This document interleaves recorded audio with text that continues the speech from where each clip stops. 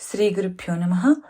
గురు పౌర్ణమికి సప్తాహాలు పూర్తి చేసుకునే క్రమంలో ఈరోజు మనం 4వ సప్తాహంలో 3వ రోజు పారాయణ చేసుకోవాలి. ఓం సమర్థ సద్గురు శ్రీ సాయినాథాయ నమః. శ్రీ సాయి లీలామృతం అధ్యాయం 10. యోగీశ్వరుడు. శ్రీరాముడు, శ్రీకృష్ణుడు వంటి అవతారాలు దుష్ట శిక్షణ చేస్తారు. శ్రీ దత్తాత్రేయుడు, శ్రీ దక్షిణామూర్తి అవతారాలు మానవులకు ఆధ్యాత్మిక విద్యనందించి ధర్మాన్ని పోషిస్తారు. సద్గురువులందరూ వీరి రూపాలే. వీరు పూర్ణ సిద్ధులుగానే అవతరిస్తారు. అయినా వారు కూడా తాము సద్గురువును సేవించి తరించామని చెప్పి సాధకులకు ఆదర్శమవుతారు. శ్రీ దత్తాత్రేయుడు 24 మంది గురువుల నుండి జ్ఞానం ఆర్జించానని భాగవతంలో చెబుతారు. పుట్టగానే ప్రణవముచ్చరించి ఉపనయనమవగానే వేదాలు వల్లించిన శ్రీ నృసింహ సరస్వతి స్వామి కూడా బాల్యంలోనే తల్లికి తన నోట విశ్వరూపం చూపిన శ్రీకృష్ణునిలాగా సద్గురువును సేవించారు. వీరు తామే దైవమని గురువులమని చాటుకోరు. భక్తులే వారి అనుభవాలను బట్టి వారిని అలా గుర్తిస్తారు. శ్రీ సాయి కూడా తాము పేద ఫకీరునని భగవంతుని బానిసనని మాత్రమే చెప్పేవారు. ఏ పండు తాను పండునని చాటుకోదు, వెలుగు వెలుగునని చాటుకోదు. శ్రీమతి తార్కాడ్ ఆమె కుమారుడు 1917లో షిరిడీ వచ్చారు. ఆ కుర్రవాణ్ణి 18 రూపాయలు దక్షిణ అడిగారు బాబా. అది తీసుకురావడానికి వెళ్లేసరికి ధృవచరిత్ర చదివి వివరిస్తున్నాడు జోగ్. ఆ కుర్రవాడు వెంటనే తిరిగి వచ్చి, సాయి, నన్నక్కడికి ఎందుకు పంపారు? మీ వంటి సాధువులు దైవం ప్రసాదించిన శక్తులు గల మానవులే కాని దైవస్వరూపులు కారని అతడు చెబుతున్నాడు. భగవంతుడు తనను నింద చేసినా కోపించడు గాని మీ వంటి సాధువులను చులకన చేస్తే సహించడు కదా అన్నాడు. బాబా నవ్వి, అతడు చెప్పింది నిజమే. నేను ఫకీరునే కాని దైవాన్ని కాదు. దైవం ఎంతో గొప్పవాడు, ఆయనతో ఎవరూ పోలరు అన్నాడు. ఆ పిల్లవాడు, సాయి, మాటలతో మమ్ము ఏమారుస్తున్నారు కాని మీరు దైవమే అన్నాడు. బాబా అతని తల నిమురుతూ, నీవు నిత్యము సద్గ్రంథ పారాయణ నామజపము చేయి అన్నారు. కుర్రవాడు, అది మధ్యలో ఆగిపోతే దోషం కనుక చేయను అన్నాడు.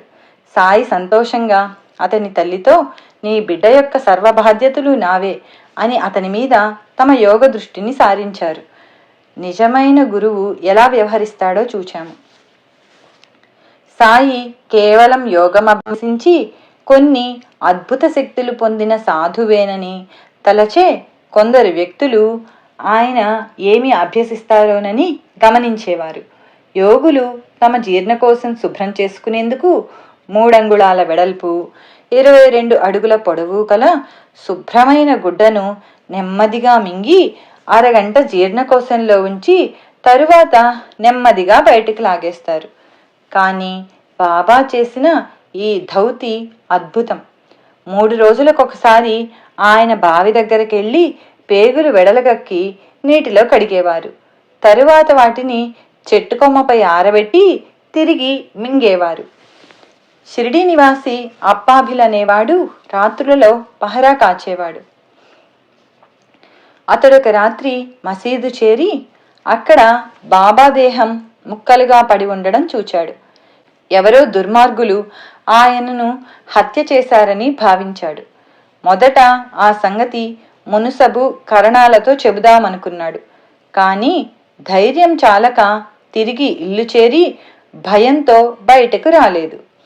మరుసటి ఉదయం మసీదుకెళ్ళొస్తున్న వారెవరూ ఆ ప్రస్తావనే చేయడం లేదు. ఆశ్చర్యంతో అతను మసీదుకెళ్ళేసరికి బాబా అతనిని చూచి, రాత్రి భయపడ్డావా అన్నారు. సాయి ఖండయోగం చేసేవారని తర్వాత అందరికీ తెలిసింది. సాయి మసీదులో నేలపై పడుకోవటం చూచి నానాసాహెబ్ డెంగలే 4 మూరల పొడవు జానెడు వెడల్పు గల చెక్క సమర్పించాడు.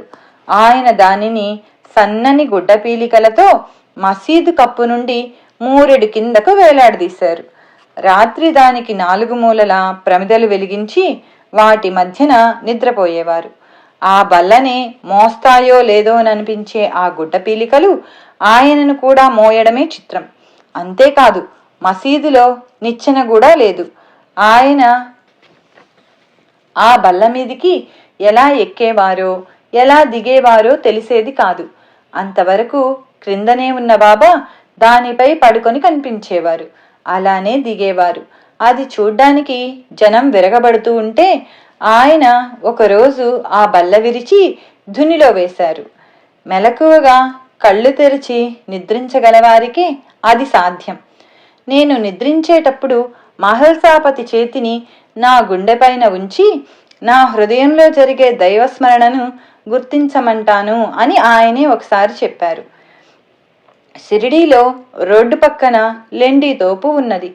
బాబా రోజు 2 పూటలా అందులో ఒక్కరే కొంతసేపు ఉండేవారు. అప్పుడప్పుడు సేవకుడు అబ్దుల్లా ఆయనతో కూడా ఉండేవారు. అతడిలా చెప్పాడు. ఆ తోపులో ఒక చోట 2 అడుగుల లోతున ఒక గుంటలో అఖండ దీపం పెట్టారు బాబా.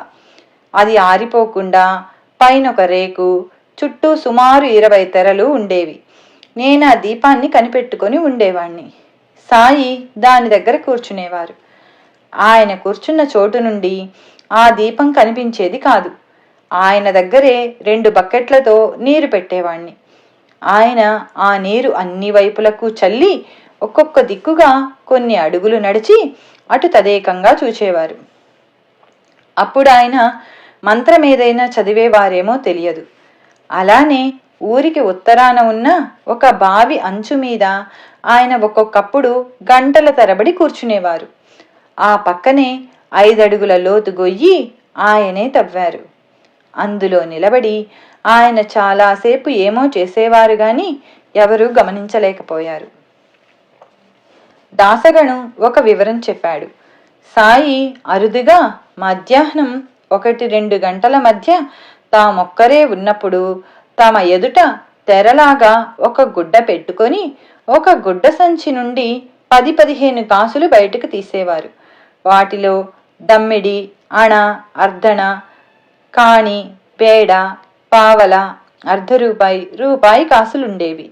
అవన్నీ అరిగిపోయినవే. సాయి ఒక్కొక్క కాసును తమ వేళ్లతో రుద్దుతూ ఇది నానాది, ఇది బాపూది, ఇది కాకాది అని గొణిగేవారు. ఎవరైనా వస్తే వెంటనే అవన్నీ సంచిలో వేసి దాచేసేవారు. ఆయన ఆ రీతిన భక్తులు ఎరుగకనే వారి దుష్ట సంస్కారాలను అరగతీసి పవిత్రం చేసేవారు కాబోలు. వారిపై దృష్టి నిలిపే భక్తుల మీద బాబా తమ దృష్టి అంతకంటే ఎక్కువగానే ఉంచేవారు. శ్రీ సాయి బయటకు వెళ్ళేటప్పుడు మారుతి ఆలయం ఎదుట ఆగి ఏమో గొణుగుతూ మారుతి వైపుకు ఏవో భంగిమలు చేసేవారు. తర్వాత ఒక్కొక్క దిక్కు వైపుకు తిరిగి అలానే చేసి తదేకంగా చూచేవారు. ఒకప్పుడు ఎవరినో మందలిస్తున్నట్లు అన్ని దిక్కుల వైపు సట్కా ఊపేవారు. లేక రాయి విసురుతానని బెదిరించేవారు. లేక చెడ్డగా తిట్టేవారు. తెలియని వారు ఆయన పిచ్చివాడనుకునేవారు. తెలిసిన వారు ఆయన ప్రకృతి శక్తులను ఆదేశిస్తున్నారనేవారు. నేనొకసారి మసీదులో ఉన్నప్పుడు తీవ్రమైన గాలివాన వచ్చింది. సాయి మసీదు ముంగిటకొచ్చి జరధావ్ అంటే కొంచెం శాంతించు అని కేక వేశారు. వెంటనే గాలివాన నిలిచిపోయింది అన్నాడు జైకర్.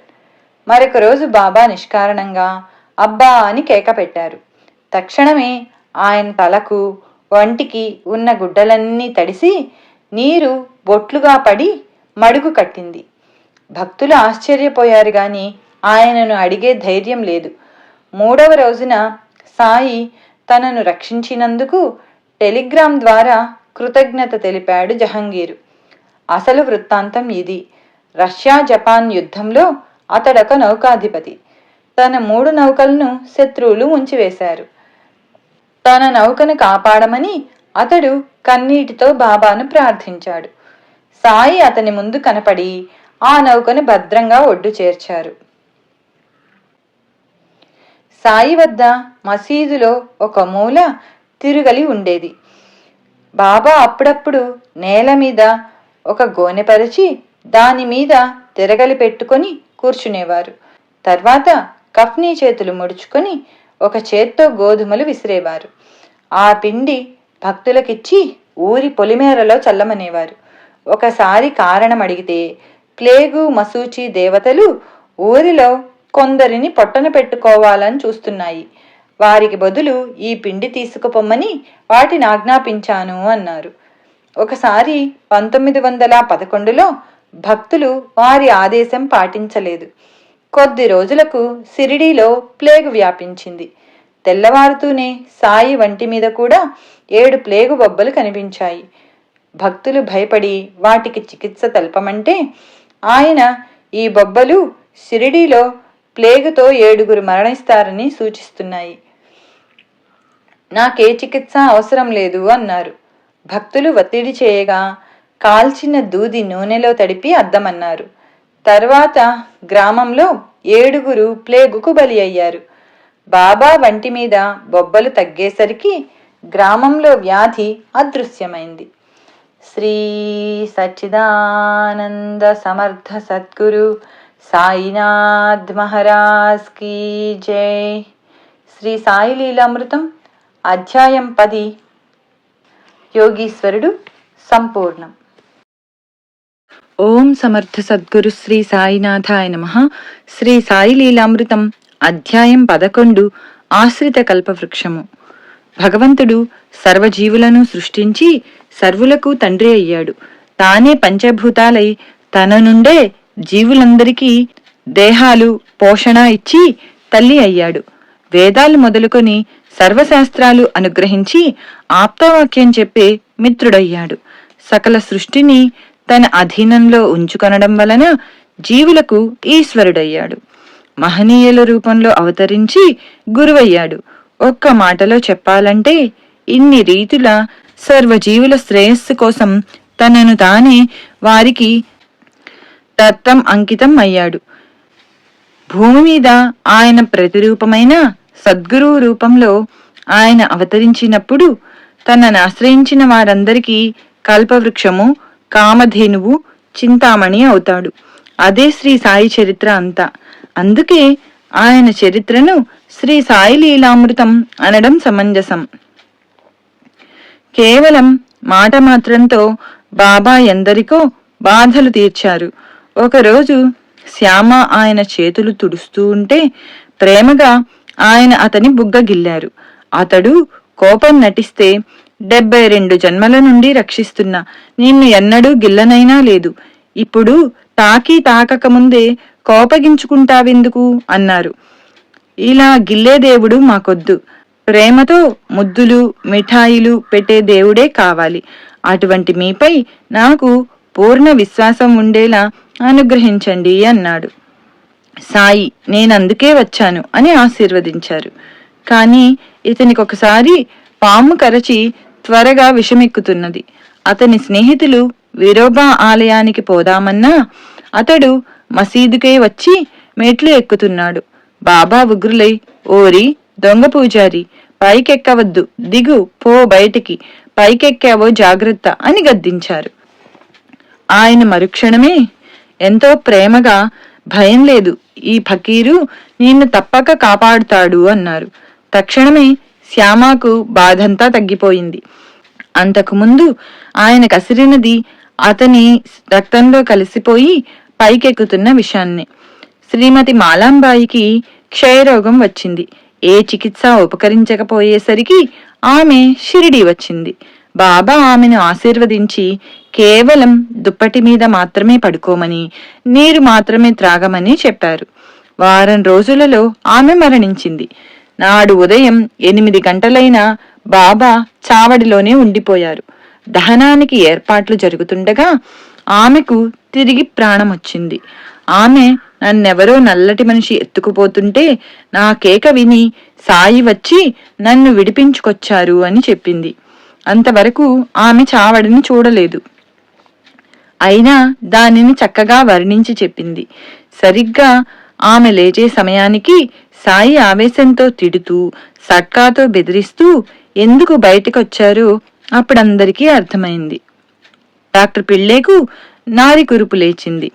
అతడు ఆ బాధ భరించలేక దానిని 10 జన్మలలో అనుభవించేలా చేయమని బాబాకు చెప్పించాడు.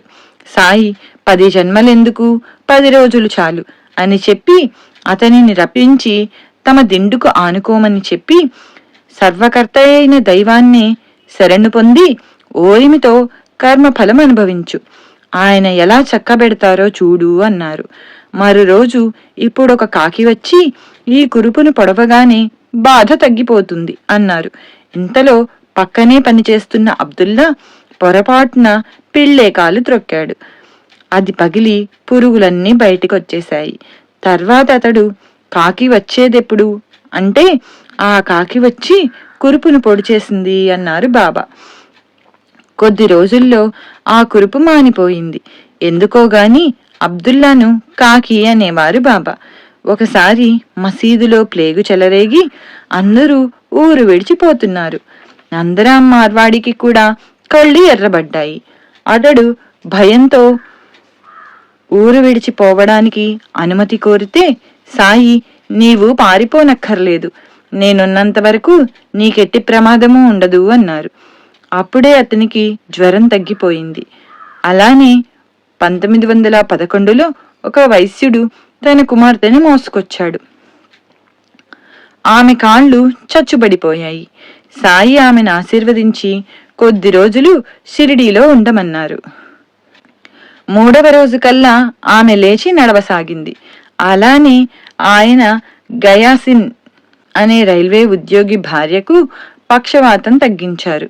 పర్బనీ నుండి ఒకడు వచ్చి తనపై మంత్రప్రయోగం జరిగిందని, దాని వలన అన్నం వెంట్రుకల్లా కనిపించి కంపు కొడుతున్నదని, తననెవరూ రక్షించలేకపోయారని చెప్పుకున్నాడు. బాబా అల్లా అచ్చాకరేగా అని ఆశీర్వదించారు. అంతటితో ఆ బాధ తొలగింది. ఒకరోజు ఒక నిరుపేదరాలు నమస్కరించగానే, బాబా, అమ్మా, నీ ఇంటికొస్తున్నాను, నిరాకరించవద్దని నీ భర్తతో చెప్పు అన్నారు. ఆమెకేమీ అర్థం కాలేదు. సరిగ్గా అప్పుడే వాడాలో ఉన్న దీక్షిత్కు ఆ కుటుంబానికి సహాయం చేయాలనిపించింది. అతడు ఒక కవర్లో పైకముంచి మసీదు చేరి, బాబా, ఇది పంపనా అన్నాడు. ఎవరికి ఏమిటి అనైనా అడగకుండా సాయి పంపించు అన్నారు. ఆ పైకం చూడగానే ఆ పేదరాలికి సాయి మాటలు అర్థమయ్యాయి. కోరకనే లభించిన సహాయం భగవత్ప్రసాదమని సాయి భావం. ఒకరోజు నిరుపేద అయిన కార్మికుని చూచి సాయి నవ్వుతూ, ఆవో షావుకార్ అన్నారు. కొద్ది సంవత్సరాలలో అతడు కోటీశ్వరుడయ్యాడు. భీమాజీ పాటిల్కు క్షయరోగమొచ్చి తరచూ నెత్తురు కక్కుతున్నాడు. వైద్యులు అతడు బతకడని చెప్పేశారు. నానాసాహెబ్ సలహాపై అతడు షిరిడీ దర్శించాడు. శ్రీ సాయి మొదట అతనికి ఆ వ్యాధి పూర్వ పాపం వల్ల వచ్చిందని, తాము నివారించమని చెప్పేశారు. కాని అతడి కన్నీటితో శరణు వేడితే కరిగిపోయి, భయపడకు, ఈ మసీదులో కాళ్ళు పెట్టగానే ఎంత కష్టమైనా తీరవలసిందే, ఇక్కడి ఫకీరు దయామయుడు అన్నారు. సాయిని దర్శించిన క్షణం నుండి అతనికి నెత్తురు కక్కడం ఆగిపోయి అతని పరిస్థితి మెరుగు కాచొచ్చింది. బాబా అతడిని భీమాబాయి ఇంటి వద్ద ఉంచారు. నిజానికి ఆ ఇల్లు అటువంటి రోగికి ఏమాత్రమూ తగదు. కొద్ది రోజులకు అతడికి 2 కలలు వచ్చాయి. మొదటి కలలో పద్యాలు వల్లించనందుకు భీమాజీని టీచర్ కొట్టాడు.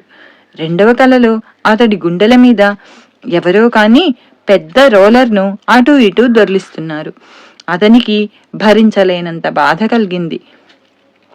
మెలకువ వచ్చేసరికి అతని వ్యాధి పూర్తిగా తగ్గిపోయింది. అందుకు కృతజ్ఞతగా అతడు శ్రీ సాయి సత్యవ్రతం చేసుకోసాగాడు. గ్రహబలం కూడా గురుని అనుగ్రహ బలానికి లోకువే. ఒక జ్యోతిష్కుడు ఒకరోజు బూటీకి గండమున్నదని చెప్పాడు. బూటీతో సాయి, ఏమిటి, నీకు గండమున్నదా? అదేమి చేస్తుందో నేను చూస్తాను అన్నారు. నాడు చీకటి పడ్డాక బూటీ బయటకు వెళ్ళినప్పుడు ఒక పెద్ద పాము ఎదురైంది. కాని ఏమీ చేయలేదు. ఒకసారి మేరీకర్తో కూడా సాయి, నీకు ద్వారకామాయి తెలుసా? ఇప్పుడు నీవు కూర్చున్నది అదే. ఈ మసీదు తల్లిని ఆశ్రయిస్తే కష్టాలు తొలుగుతాయి అన్నారు. అప్పుడు తన చేయి పాములా పెట్టి, ఆ పెద్ద మనిషి భయంకరుడే కాని ద్వారకామాయి బిడ్డలను అతడేమీ చేయలేడు, అతన్ని మనం వినోదంగా చూడగలం అన్నారు. అతడు ఆ మరుసటి రాత్రి చితలి చేరి మారుతి ఆలయంలో బస చేశాడు. అక్కడ అతడి ఉత్తరీయం మీద పెద్ద పాము పడుకుంది కాని ఏమీ చేయలేదు. సాయి మనలను ఏ రూపంలోనైనా రక్షించవచ్చు. టెండూల్కర్ అనే భక్తుని కుమారునికి జాతకంలో గ్రహాలు దశ బాగాలేవని, కనుక అతడు పరీక్షల్లో కృతార్థుడి కాజాలడని జ్యోతిష్కులందరూ చెప్పారు. అంతటితో ఆ యువకుడు భయపడి ఆ సంవత్సరం పరీక్షకై వెళ్ళనని పట్టుబట్టాడు. అతని తల్లి ఆ విషయం బాబాతో చెప్పుకున్నది. బాబా, నన్ను నమ్ముకోమని మీ వాడికి చెప్పు. ఆ జాతకాలు జ్యోతిష్కులు చెప్పిన ఫలితాలు అవతల పారేసి బుద్ధిగా చదువుకోమను. ధైర్యంగా పరీక్షకు వెళ్ళమను. తప్పక పాస్ అవుతాడు అన్నారు. అతడు అలాగే చేసి పరీక్ష పాస్ అయ్యాడు. అలానే దామోదర్ రాసునేకు చాలా కాలం సంతానం కలగలేదు.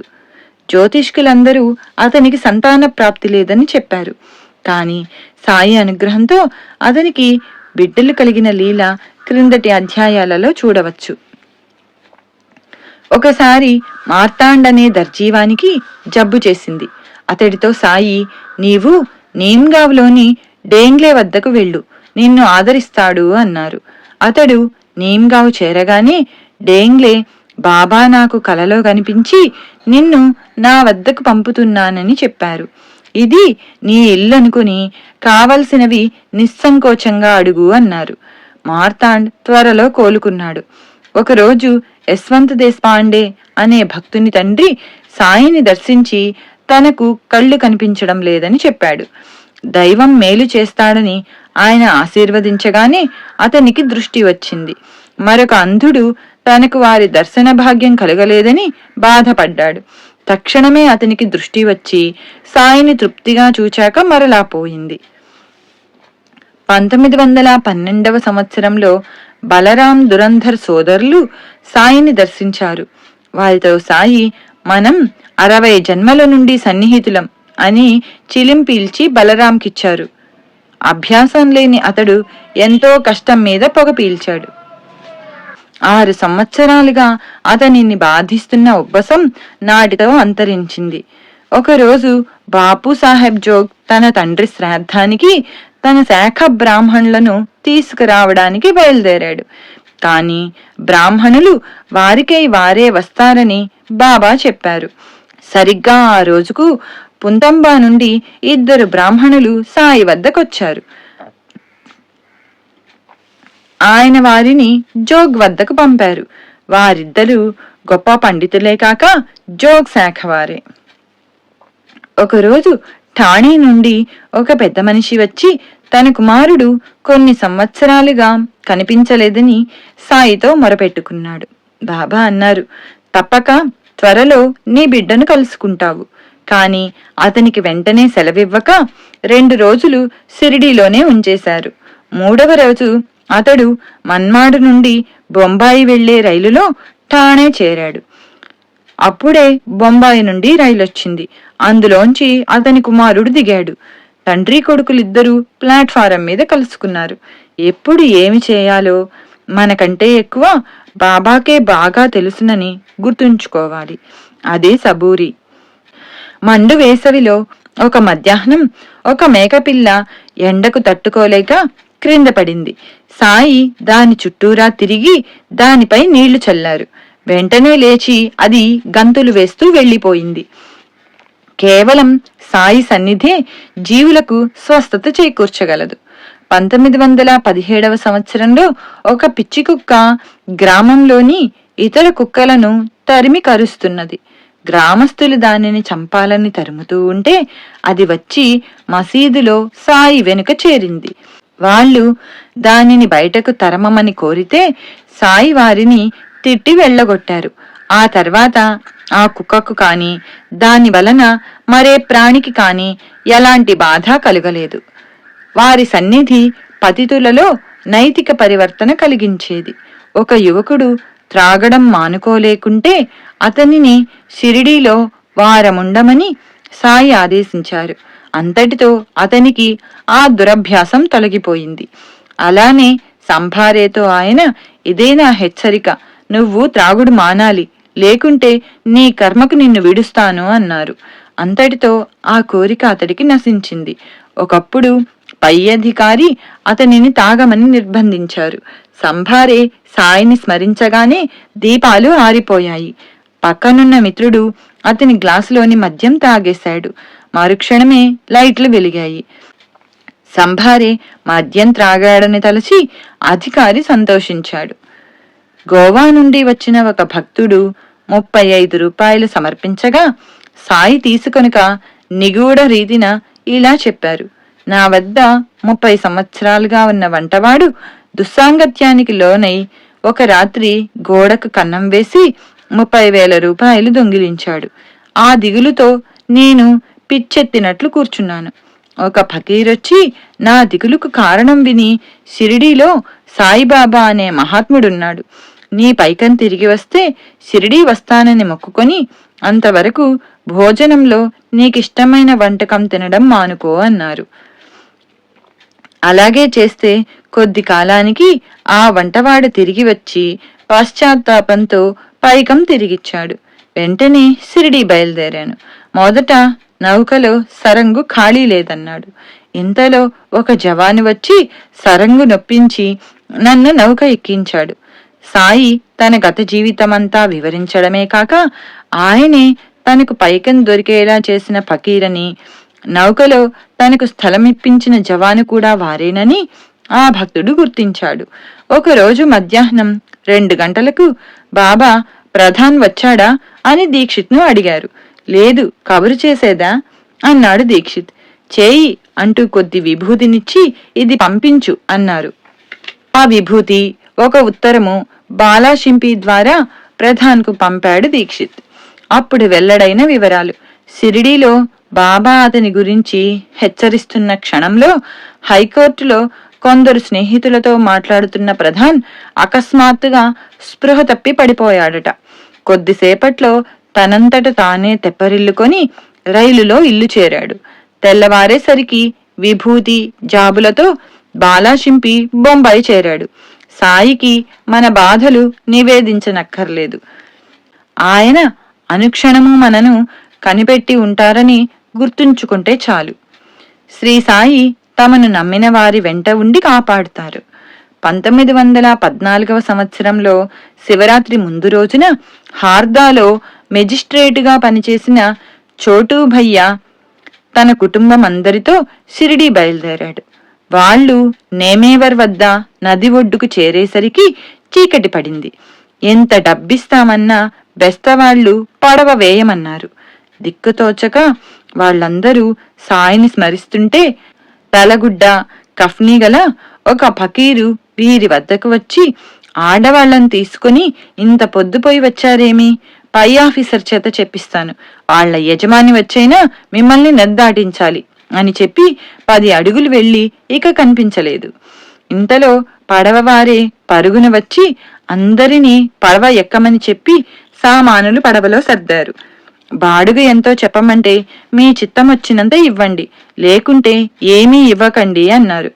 ఆ కుటుంబం షిరిడీ చేరాక జరిగినదంతా తమ లీలేనని సాయి సూచించారు.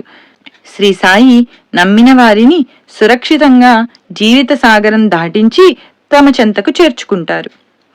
గణపతి ధోండూకం 1914లో సకుటుంబంగా షిరిడీ వెళుతున్నప్పుడు వారెక్కిన రైలు పెట్టెలో మరెవ్వరూ లేరు. అతడు భక్తి మార్గ ప్రదీపిక అనే సద్గ్రంథం పెద్దగా చదువుతున్నాడు.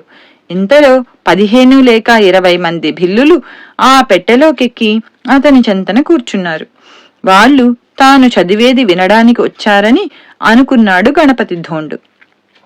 5 నిమిషాల తర్వాత రైలు వేగంగా పోతుండగానే వాళ్లందరూ ఆ పెట్టెలో నుండి దూకి పారిపోయారు. ధోండ్ ఆశ్చర్యంతో తలుపు దగ్గరకు వెళ్లి చూచాడు. ఆ భిల్లులు వెనుకకు చూస్తూ పరిగెత్తుతున్నారు. ధోండు కూడా వెనుకకు తిరిగి పెట్టెలో చూస్తే ఒక పక్కగా వృద్ధ ఫకీరొకరు కూర్చున్నారు. ఆయన ఆ పెట్టెలోకి ఎలా వచ్చారో అతడికి అర్థం కాలేదు. మరలా చూచేసరికి ఆయన అక్కడ లేరు. అందరూ ఆశ్చర్యపోయారు. వాళ్ళు షిరిడీ చేరగానే సాయి నవ్వి, అరే భద్రంగానే వచ్చారే అన్నారు. ఆ మార్గంలో భిల్లులు తరచూ రైళ్లు దోచేవారు. అలాగే ఒకప్పుడు నానా చందోర్కర్ ఒక అడవిలోనున్న ప్రసిద్ధమైన గణపతి ఆలయానికి బయలుదేరాడు. రైలు ఆలస్యమై అతడు అడవి చేరేసరికి పొద్దుగూకింది.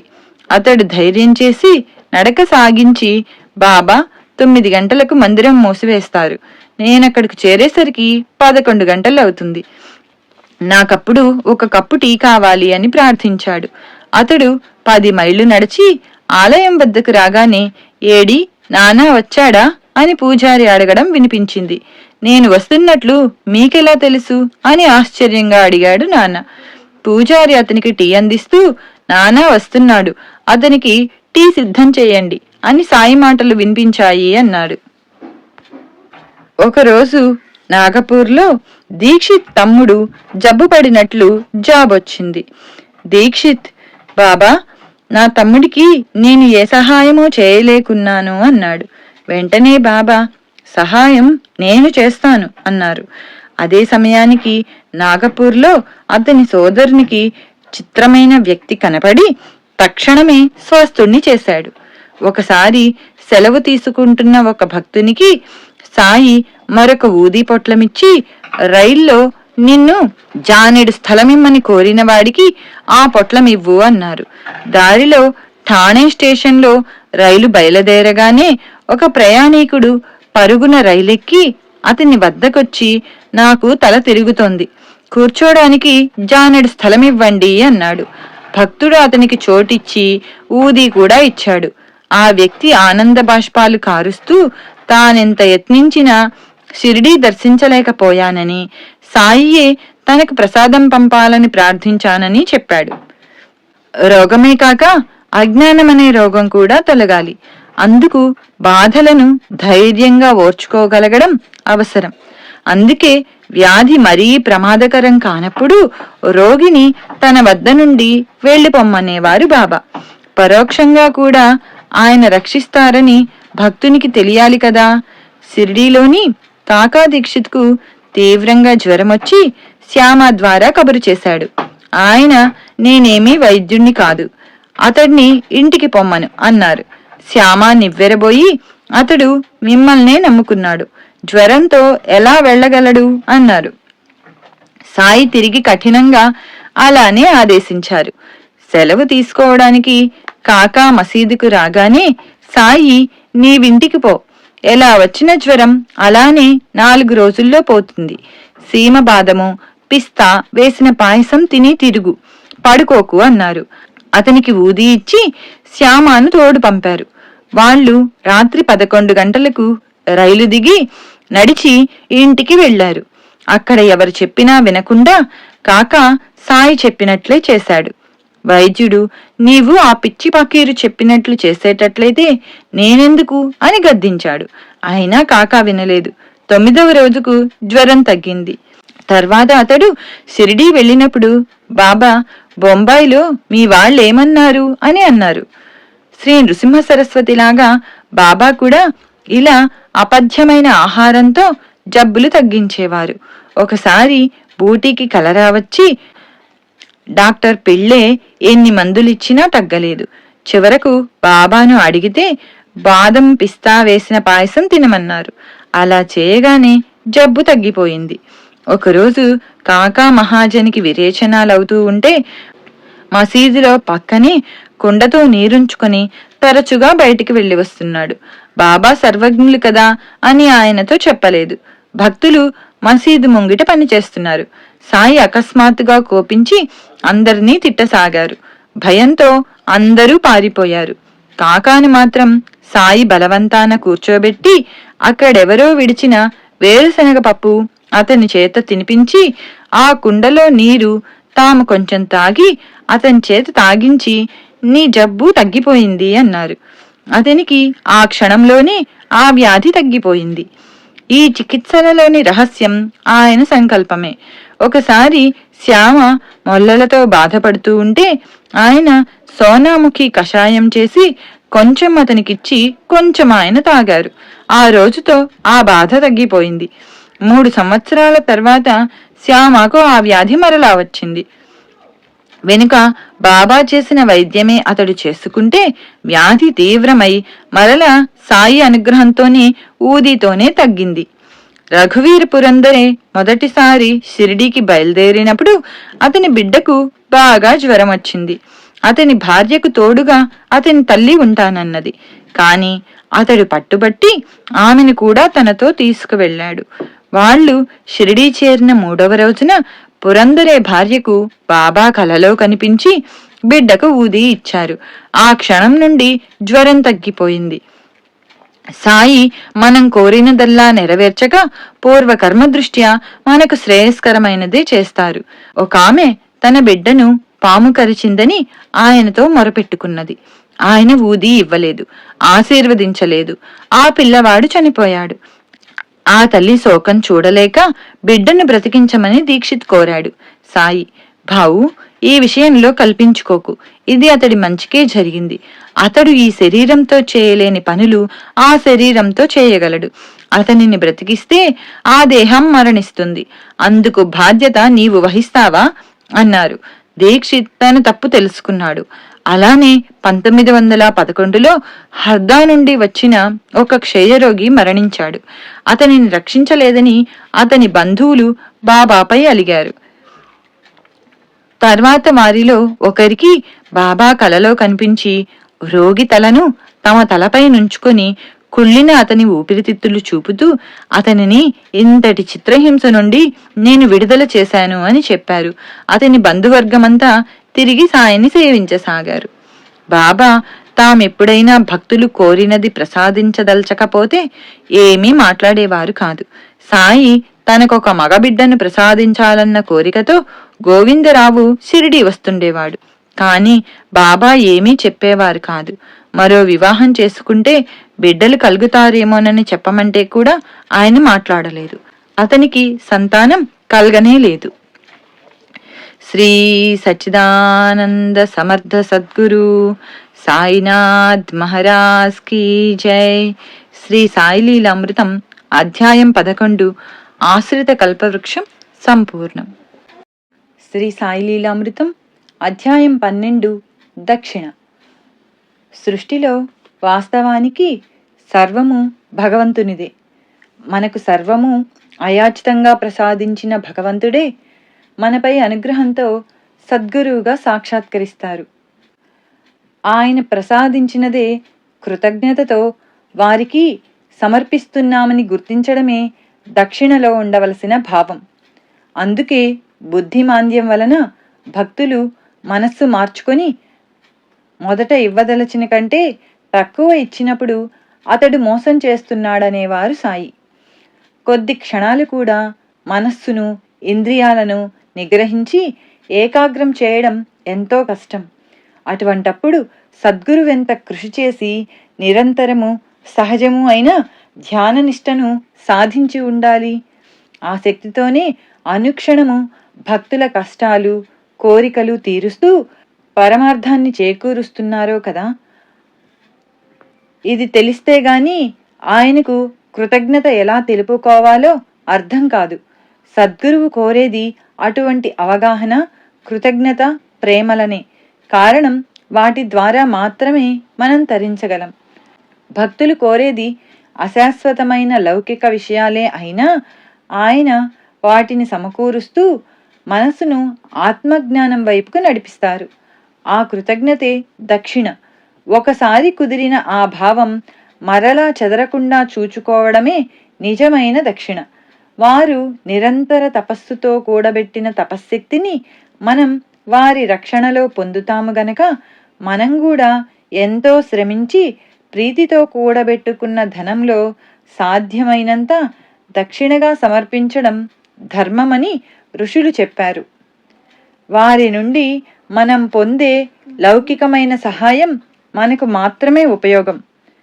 మనం ఆయనకు అర్పించేది తిరిగి సకల జీవుల శ్రేయస్సుకు ఉపయోగపడుతుంది కనుక దాని ఫలితం 1,000,000 రెట్లుగా ఐహికంగానో పారమార్థికంగానో మనకే సంక్రమిస్తుంది. అందుకే తాము స్వీకరించిన దానికి తిరిగి 100 రెట్లుగా మేలు చేయవలసి ఉంటుందనేవారు బాబా. అధమపక్షంగా దక్షిణను దానంగా తలచినా ఆ దానాన్ని స్వీకరించే వారి ప్రాశస్త్యాన్ని బట్టి దాన ఫలముంటుందని శాస్త్రం. అలా సాయికి సమర్పించబడిన దక్షిణ సకల దేవతలకు, సత్పురుషులకే కాక సకల సృష్టికి, పరమాత్మకు చెందుతుంది. మన భావము, గుర్తింపులపై మనమిచ్చే దక్షిణ యొక్క ప్రాశస్త్యం ఆధారపడుతుంది. సాయి అడిగిన దక్షిణ అదే. సాయి కొందరు భక్తుల వద్ద దక్షిణ అడిగి తీసుకునేవారు, కొందరిస్తే తీసుకునేవారు. కొందరితో తాము సాధువు కనుక ధనం స్వీకరించరాదని సౌమ్యంగా వద్దనేవారు. కొందరిచ్చే దక్షిణ కఠోరంగా నిరాకరించేవారు. దక్షిణ అడిగే రీతులు కూడా వేర్వేరుగా ఉండేవి. కొందరి వైపు మౌనంగా చేయి చాపేవారు, కొందరితో దక్షిణ కుక్షిణ ఏమైనా ఇస్తావా అనేవారు. ఎవరైనా ఇవ్వకున్నా ఏమీ అనేవారు కాదు. అబద్ధం చెబితే బయట పెట్టేవారు. అయిష్టంగా ఇచ్చినా ఆ పైకం అన్యాయార్జితమైనా స్వీకరించేవారు కాదు. సాయి దక్షిణలో కొంత ధునికి అవసరమైన కట్టెలు కొనడానికి, మసీదులోనూ దేవాలయాలలోనూ దీపాలకు నూనె కొనడానికి ఖర్చు పెట్టేవారు. మిగిలిన పైకమంతా సాయంత్రం అయ్యేసరికి పేదలకు, సాధువులకు పంచేసేవారు. ఇదంతా తెలియని వారు సాయి భక్తుల వద్ద డబ్బు గుంజుతారని ప్రచారం చేసేవారు. భక్తులు ఆపత్ సమయాలలో దేవతలకు మొక్కుకొని కష్టాలు తొలగాక మర్చిపోతే బాబా వారి వద్ద ఆ పైకం స్వీకరించి రుణ విముక్తులను చేసేవారు. తరచూ ఆయన కోరే పైకం ఆధ్యాత్మిక సత్యాలను సూచించేదిగా ఉండేది. రఘువీర్ పురందరే వద్ద బాబా ఎప్పుడూ 2 రూపాయలు మాత్రమే దక్షిణ కోరేవారు. అతడొకసారి కారణం అడిగాడు. నాకు కావలసింది కాసులు కావు, నిష్ఠా సబూరి అన్నారు సాయి. బాబా, నేనా 2 ఎప్పుడో సమర్పించానే అన్నాడతడు. నీవు వాటిని సమర్పించలేదు, నీ భక్తి నిశ్చలం కాలేదు. నీవు నన్ను దృఢంగా అంటిపెట్టుకొని ఉంటే నేను నీ వెంటే ఉంటాను అన్నారు. బ్రహ్మ సత్యమన్నారు కనుక సత్యానికి దూరమైనవాడు పరబ్రహ్మ స్వరూపానికి దూరమే కదా. బాబాను సంపూర్ణంగా విశ్వసిస్తే అసత్యం ఎందుకు అవసరమవుతుంది? ఒకసారి నార్కే ఉద్యోగం లేనప్పుడు షిరిడీలో 1 సంవత్సరం ఉన్నాడు. అప్పుడు సాయి అతనిని ప్రతిసారి 15 రూపాయలు అడగనారంభించారు. ఒకసారి అతడు, సాయి, నాకు ఉద్యోగం లేదు, సరైన దుస్తులు కూడా లేవు, నేను రోజూ మీకు 15 రూపాయలు ఎలా సమర్పించగలను అన్నాడు. నీ పరిస్థితి తెలుసు. నీవు చదువుతున్న యోగ వాసిష్టంలోని బోధ నీ మనసులో నాటుకోవాలి. ప్రపంచంలో జీవిస్తున్న విషయాల పట్ల నిస్సంగుడవై ఉండాలని నా భావం అన్నారు. గురుబోధ యొక్క సారం గ్రహించి దాని ప్రకారం మన యోచనను, పనులను సంస్కరించుకున్నప్పుడే మనం నిజంగా గురువును ఆశ్రయించినట్లు. అలా కాకుంటే అది మిథ్యాభక్తే. దహను నివాసి ఉద్దవేస్ జ్ఞానేశ్వరి పారాయణ చేశాడు గాని అతడికేమీ అర్థం కాలేదు. బాబా ఆజ్ఞాపిస్తే తప్ప అతడు మరలా పారాయణ చేయదలచలేదు. తర్వాత అతడు షిరిడీలో ఉన్నప్పుడల్లా బాబా అతనిని రోజు 11 రూపాయలు అడిగేవారు. అతడు వరుసగా 10 రోజులు ఇచ్చాడు. తర్వాత రోజు, బాబా, నాలోని 11 అంటే 5 జ్ఞానేంద్రియాలు, 5 కర్మేంద్రియాలు, మనస్సు మీకెప్పుడో సమర్పించాను అన్నాడు. అవి సమర్పించడానికి నీవెవరు? అవెప్పుడో నా పరమైనాయి అని బాపూసాహెబ్ జోగ్ వద్ద నుండి ఏకనాథ భాగవతం తెప్పించి అందులో 11వ అధ్యాయం తెరిచి అది జాగ్రత్తగా చదవమన్నారు. ఆత్మసమర్పణ చేశాక నేను సమర్పించాను అనడం ఎలా సాధ్యం? అలా అంటే అవి తనవేనన్న భావం ఉన్నట్లే కదా. దీక్షిత్ ఒకసారి ఏకనాథ భాగవతంలో ఆత్మసమర్పణ గూర్చిన శ్లోకం చదువుతున్నాడు. సాయి అప్పుడే అతని నుండి 16.5 రూపాయలు తీసుకురమ్మని బూటీని పంపారు. బాబా నిజంగా కోరింది ఆ శ్లోకం జాగ్రత్తగా అర్థం చేసుకోమనేనని దీక్షిత్కు తోచింది. అంతకుముందు తాను లెక్కించిన తత్వాలు ఇవి: త్రికరణాలు 3, ఇంద్రియాలు 10, బుద్ధి 1, అహంకారం 1, తన ప్రకృతి అర, మొత్తం 15.5. సాయి కోరిన దక్షిణకు అర్థం తెలపమని ప్రార్థించి శ్లోకం మరొకసారి చదివాడు. ఏకనాథుడు చిత్తాన్ని ఒక తత్వంగా చెప్పినట్లు గుర్తించాడు. మొత్తం 16.5. అదే సాయి కోరారు. ఒకప్పుడు దీక్షిత్ ఒక వేదాంత గ్రంథము చదువుతున్నాడు. అందులో బ్రహ్మమే సత్యమని, నామరూపాలతో గోచరించే జగత్తు మిథ్యయని చెప్పి ఉన్నది. అందుకు నగలు జగత్తుకు, బంగారం బ్రహ్మానికి పోలికగా చెప్పి ఉన్నది. బ్రహ్మం సత్యమైతే దాని రూపమైన జగత్తు మిథ్య ఎలా అవుతుందో అతనికి అర్థం కాక అతను సాయిని ప్రార్థిస్తుంటే అప్పుడే అతనిని 100 రూపాయలు దక్షిణ పంపమని కబురు చేశారు సాయి. వెంటనే అతనికి ఇలా స్ఫురించింది. వేదాంతం ఈ జగత్తు లేదనదు. జగత్తనే నామరూపాలు నశిస్తాయని, వాటికి ఆధారమైనది నిత్యమని చెబుతుంది. బాబా కోరిన 100లో 1 లేకపోతే సున్నాలకు ఉనికి లేనట్లే నిత్యమైన సద్వస్తువుకు అన్యంగా రూపాలుండవని 1 సున్నా, పేర్లుండవని మరొక 0 తెలుపుతున్నాయి. నిత్య వస్తువును 1 సూచిస్తున్నది. ఒకరోజు రేగే తన జేబులో 100 రూపాయలు ఉంచుకొని బాబాను దర్శించాడు. సాయి అతని వద్ద 40, తర్వాత 40, ఆ తర్వాత 20 రూపాయలు దక్షిణ తీసుకొని మరలా 40 రూపాయలు అడిగారు. ఆయన వద్ద పైకం లేదంటే శ్యామ వద్దకు పంపారు. అతడిలా అన్నాడు, ఆయన కోరేది డబ్బు కాదు, నీ మనస్సు, బుద్ధి, కాలము, ఆత్మలనే అని. సాయి ఈసారి దీక్షిత్ వద్దకు పంపారు. అతడు నీ దగ్గర ధనం లేదని, యాచించడం అగౌరవం అనుకోరాదని సాయి బోధించారు అన్నాడు. తర్వాత బాబా అతన్ని చందోర్కర్ వద్దకు పంపాడు. అతడు సాయి కోరినప్పుడు మన వద్ద పైకం లేకపోవడం బాధాకరమే, అందుకే సగం పైకం కోపర్గాంలో ఉంచి నా వద్దనున్నది అయిపోయినప్పుడు తెప్పిస్తాను అన్నాడు.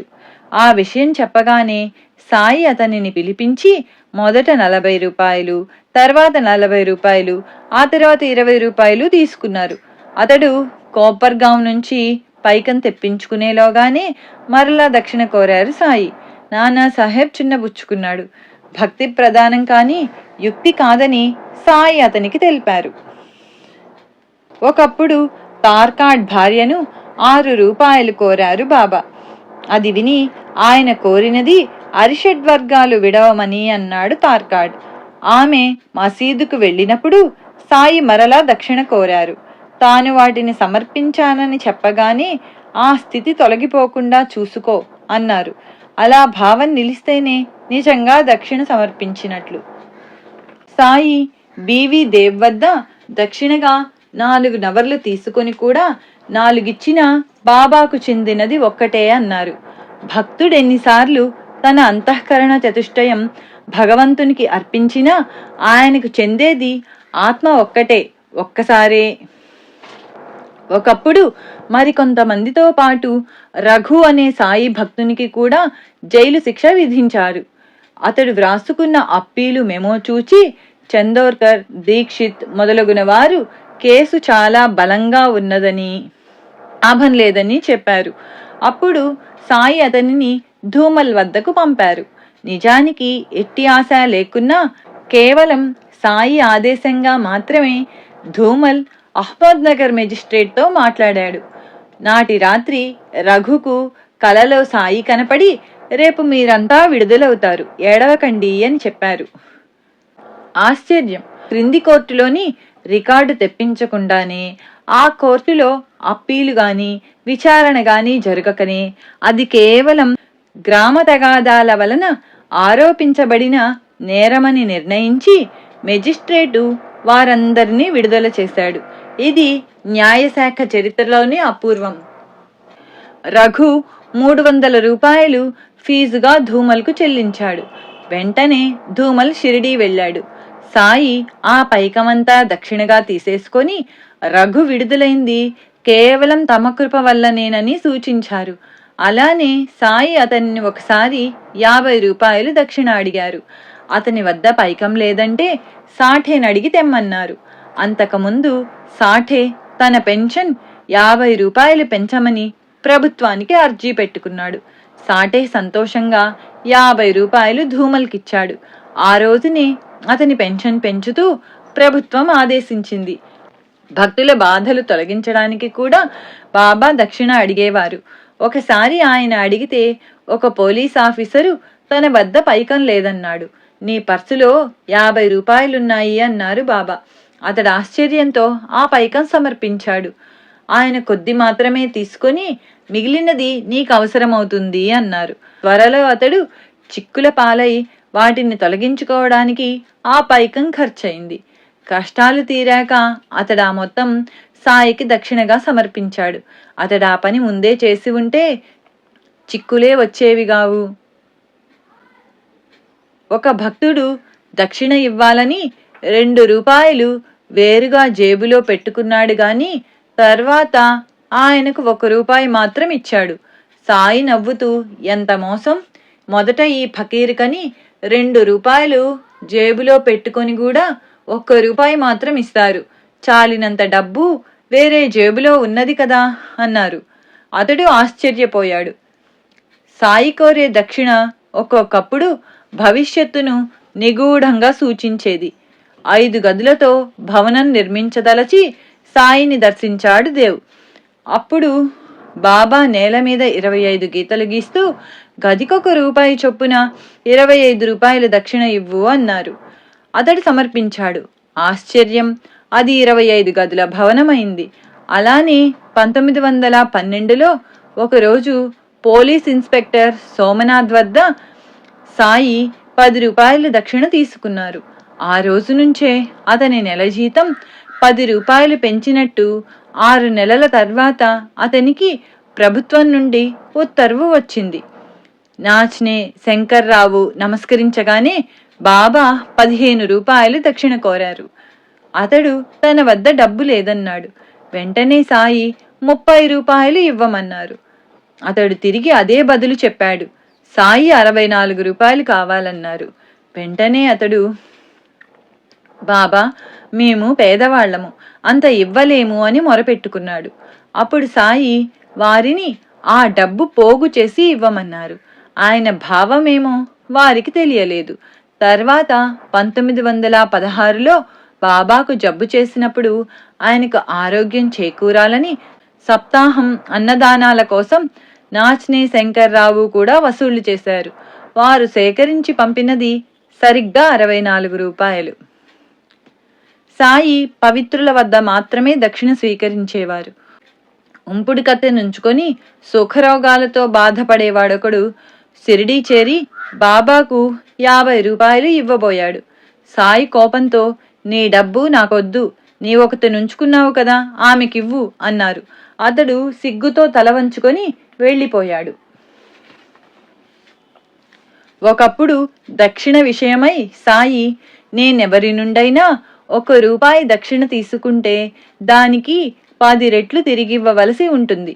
నేనెప్పుడు ఏదీ ఊరికే తీసుకోను, ఆ ఫకీరు చూపిన వారి నుండే స్వీకరిస్తాను. వాళ్ళు దక్షిణ రూపంలో పుణ్యం నాటి తర్వాత సమృద్ధిగా ఫలితాన్ని పొందుతారు. సిరి సంపదలు ధర్మాన్ని సాధించడం కోసమే ఉన్నాయి.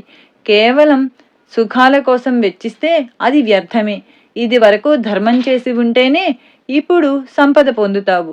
అది భగవంతుడిచ్చినదే కనుక భగవంతునికి ఇవ్వడం వలన భక్తి జ్ఞానాలు వృద్ధి పొందుతాయి.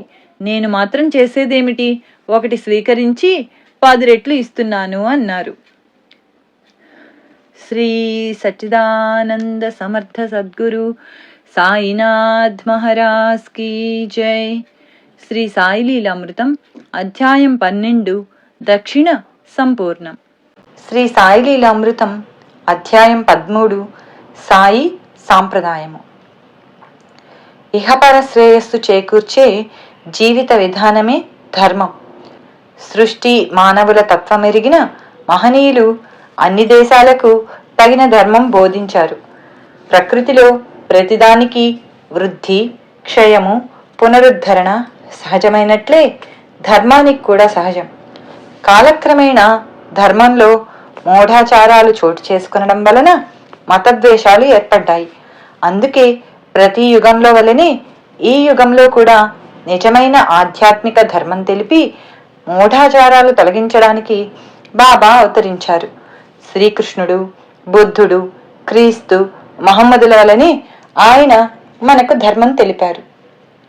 ఒక పేద బ్రాహ్మణుడు బాబాను ధన సహాయం కోరాడు, కానీ లోపల ఆయన ముస్లిం అనే శంక కూడా ఉన్నది.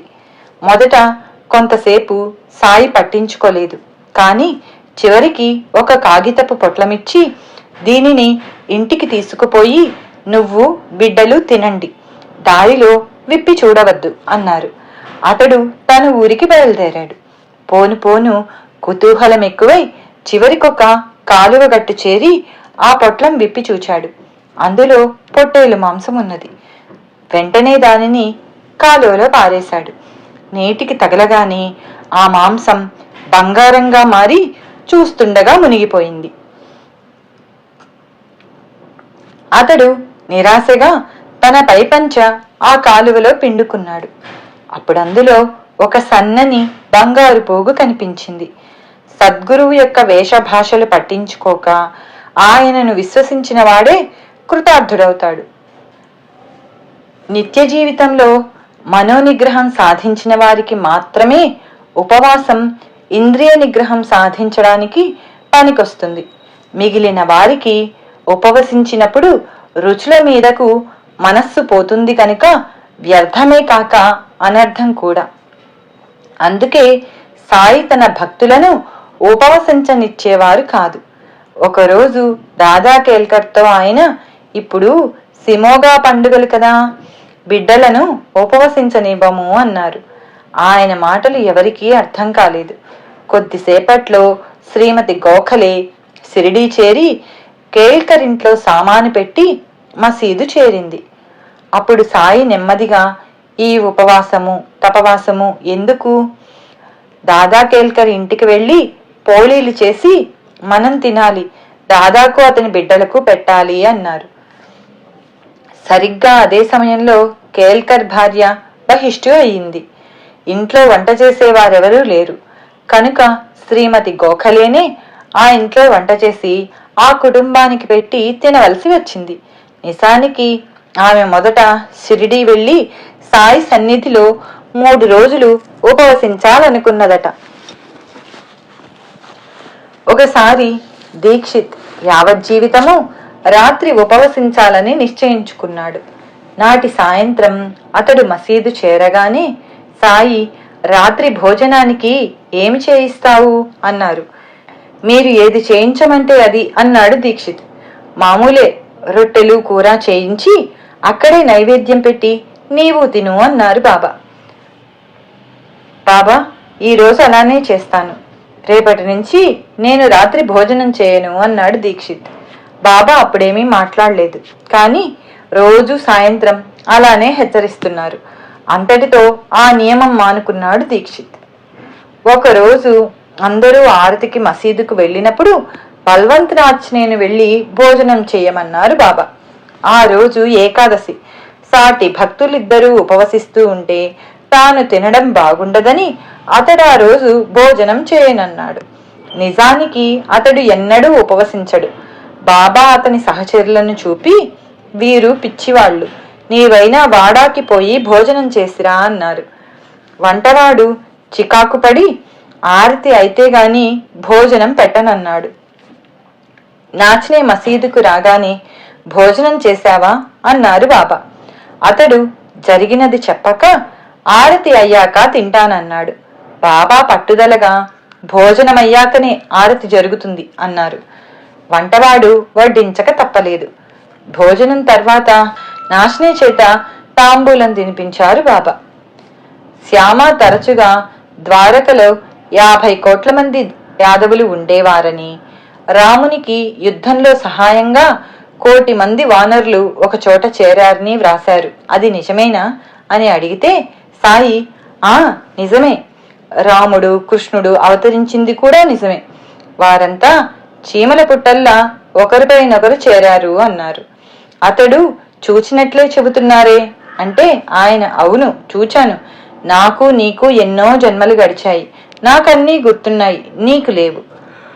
ఇప్పుడెలా ఉన్నానో అప్పుడు అలానే ఉన్నాను అన్నారు. మరొకసారి ఇతడే బ్రహ్మలోకము మొదలగునవి ఉంటే తనకు చూపమని పట్టుబట్టాడు. భగవంతుని ముందు అవి అల్పాలని, అశాశ్వతములని, వాటిని పట్టించుకోవద్దని చెప్పినా అతడు వినలేదు. బాబా అతనిని కళ్ళు మూసుకోమన్నారు. అతనికి ఆయా లోకాలు కనిపిస్తూ ఉంటే బాబా సత్యలోకంలో బ్రహ్మను, వైకుంఠంలో విష్ణువును, కైలాసంలో శివుణ్ణి చూపి మనం కోరవలసినది వీటికి అతీతమైనది అన్నారు. నాగపూర్ జిల్లాకు చెందిన భీష్మకు 1908లో ఒక రాత్రి కలలో ఒక నల్లని సద్బ్రాహ్మణుడు దర్శనమిచ్చి ఒక కాగితం మీద సచ్చిదానంద అన్న మంత్రం చూపాడు. తర్వాత అతను ఒక సాధువును అడిగితే అది అతని సద్గురు నామమని చెప్పాడు. తర్వాత అతడు షిరిడీ వచ్చినప్పుడు సాయి అతనిని చూస్తూనే జై సచ్చిదానంద అన్నారు.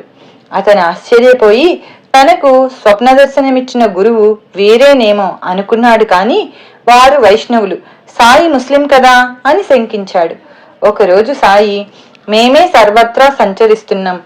బొంబాయి, పూణే, నాగపూర్ మొదలగున ప్రదేశాలన్నీ రామమయమే, తెలిసిందా మిత్రమా?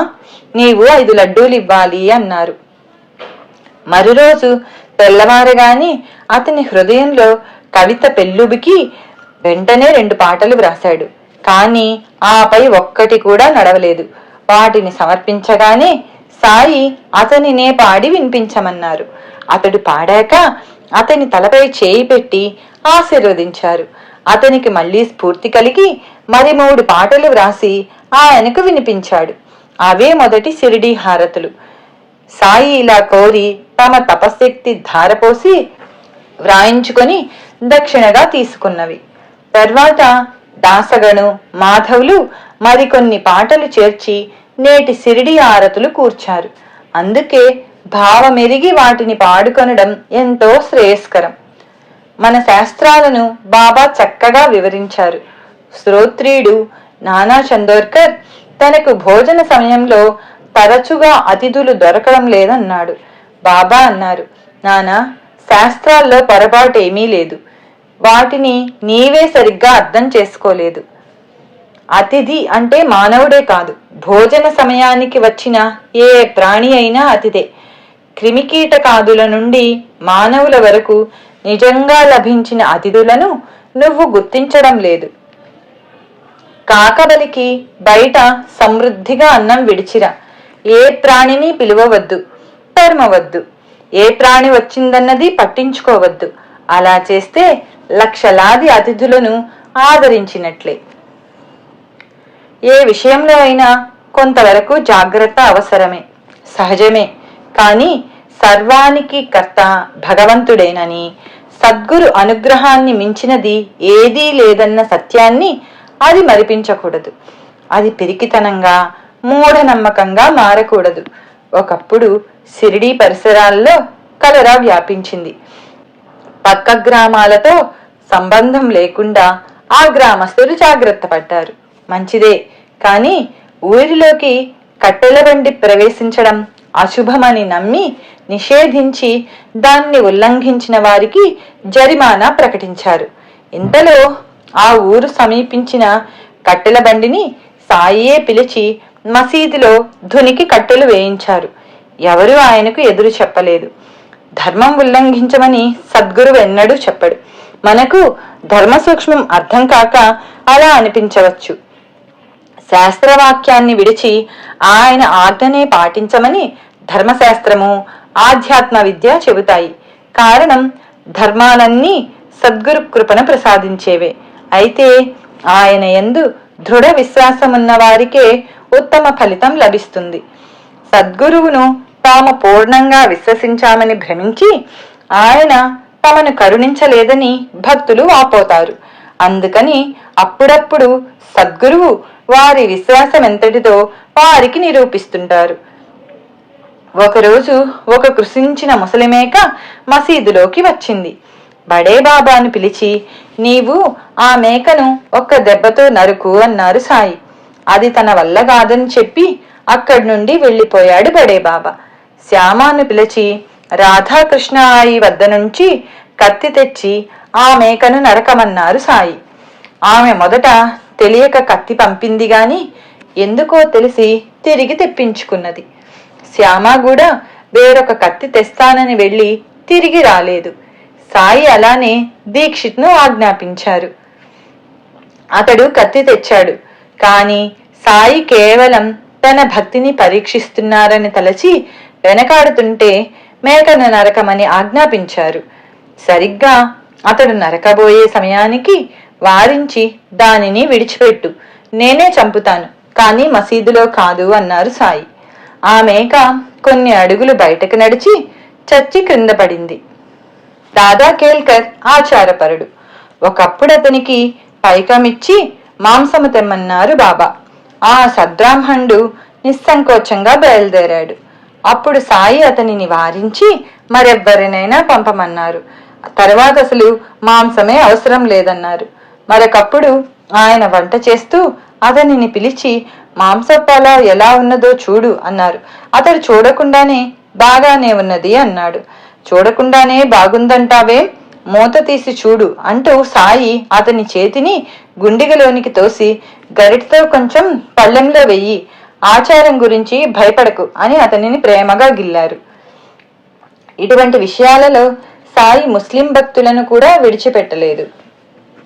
ఒక ముస్లిం తనకు సంతానం కలిగితే షిరిడీలో మిఠాయి పంచుతానని మొక్కుకున్నాడు.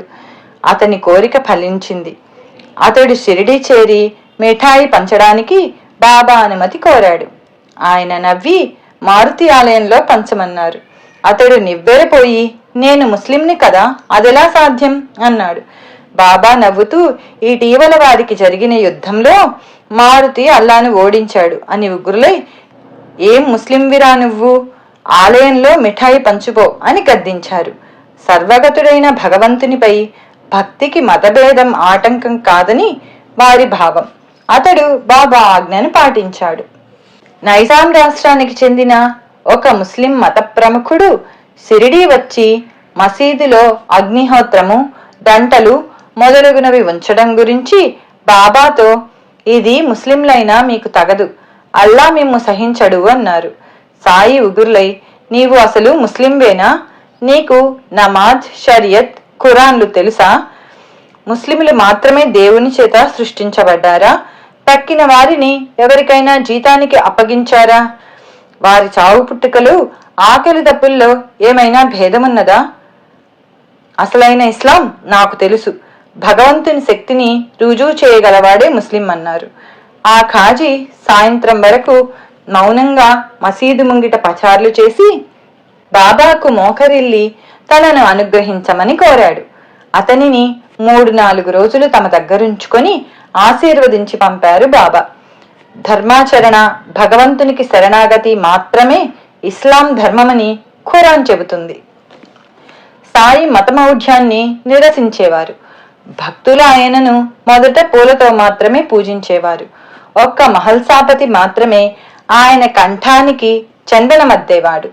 ఒకనాటి రాత్రి అతనికి స్వప్నంలో ముఖానికి చందనం ధరించి సాయి దర్శనమిచ్చారు. మరో రోజు నుండి అతడు సాయిని అలానే అలంకరించసాగాడు. అతనిని వారించమని ముస్లింలు కోరినా ఆయన అభ్యంతరం చెప్పలేదు. వారిలో కొందరు సంగమనేరులోని ఖాజీతో సంప్రదించి సాయి ముఖాన చందనమద్దిన వారిని దండించదలచారు. ముహిద్దీన్ తంబూలి ఆ విషయం మహల్సాపతికి చెప్పాడు. మరో రోజు అతడు మసీదు ముంగిట నుంచే సాయిని పూజిస్తున్నాడు.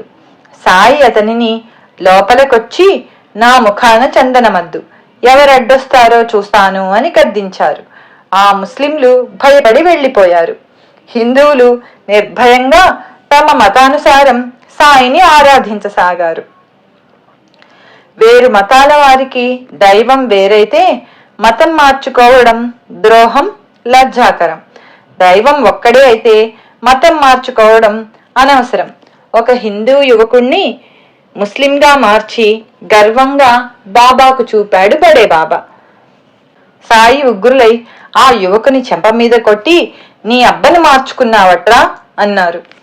హిందువులు తమ మతాచారాలతో మసీదును అపవిత్రం చేస్తున్నారని తలచాడు ఒక పఠాను. ఒకనాటి రాత్రి చావడిలో పడుకున్న సాయి చెంతకు వెళ్లి అక్కడ నిద్రిస్తున్న హిందువులను చూపుతూ, మీరు అనుమతిస్తే మసీదును అపవిత్రం చేస్తున్న వీరందరినీ ఇప్పుడే చంపేస్తాను అన్నాడు. సాయి శాంతంగా, ఇందులో తప్పేదైనా ఉంటే అది నాదే. వారందరినీ చంపే కంటే నన్నే చంపితే సమస్య తీరుతుంది అన్నారు. అతడు నివ్వెరపోయి ఆ సంకల్పము విడిచాడు. కాని మరొక పఠాను అందుకు కూడా సిద్ధమయ్యాడు. ఒకరోజు సాయి మసీదులో అటూ ఇటూ తిరుగుతున్నారు. ఇతడు చేతిలో దుడ్డుకర్ర తీసుకొని వెనక నుండి వచ్చి సాయిని కొట్టబోయాడు. అతడు కర్ర ఎత్తిన క్షణంలో ఆయన అతని వైపు తీవ్రంగా చూసి అతని చేయి తాకారు. అదేమి చిత్రమో, అతడి బలమంతా పోయి కుప్పకూలాడు. నాటితో అతడా సంకల్పం విడిచాడు. ఇలాంటి ముస్లిమే మరొకడు హిందువులను భ్రష్టులను చేయదలచి బాబా లిండీకి వెళ్ళినప్పుడు మసీదులోని మంచినీటి కుండలలో తాను త్రాగిన నీళ్లు కలిపాడు. ఇంతలో బాబా తిరిగి వచ్చి ఆ నీళ్లు పారబోసి కుండలు పగలగొట్టి పెద్దగా తిట్టారు. హిందూ భక్తులకు వలె పాత్రులైన ముస్లింలను కూడా సంస్కరించి అనుగ్రహించేవారు సాయి.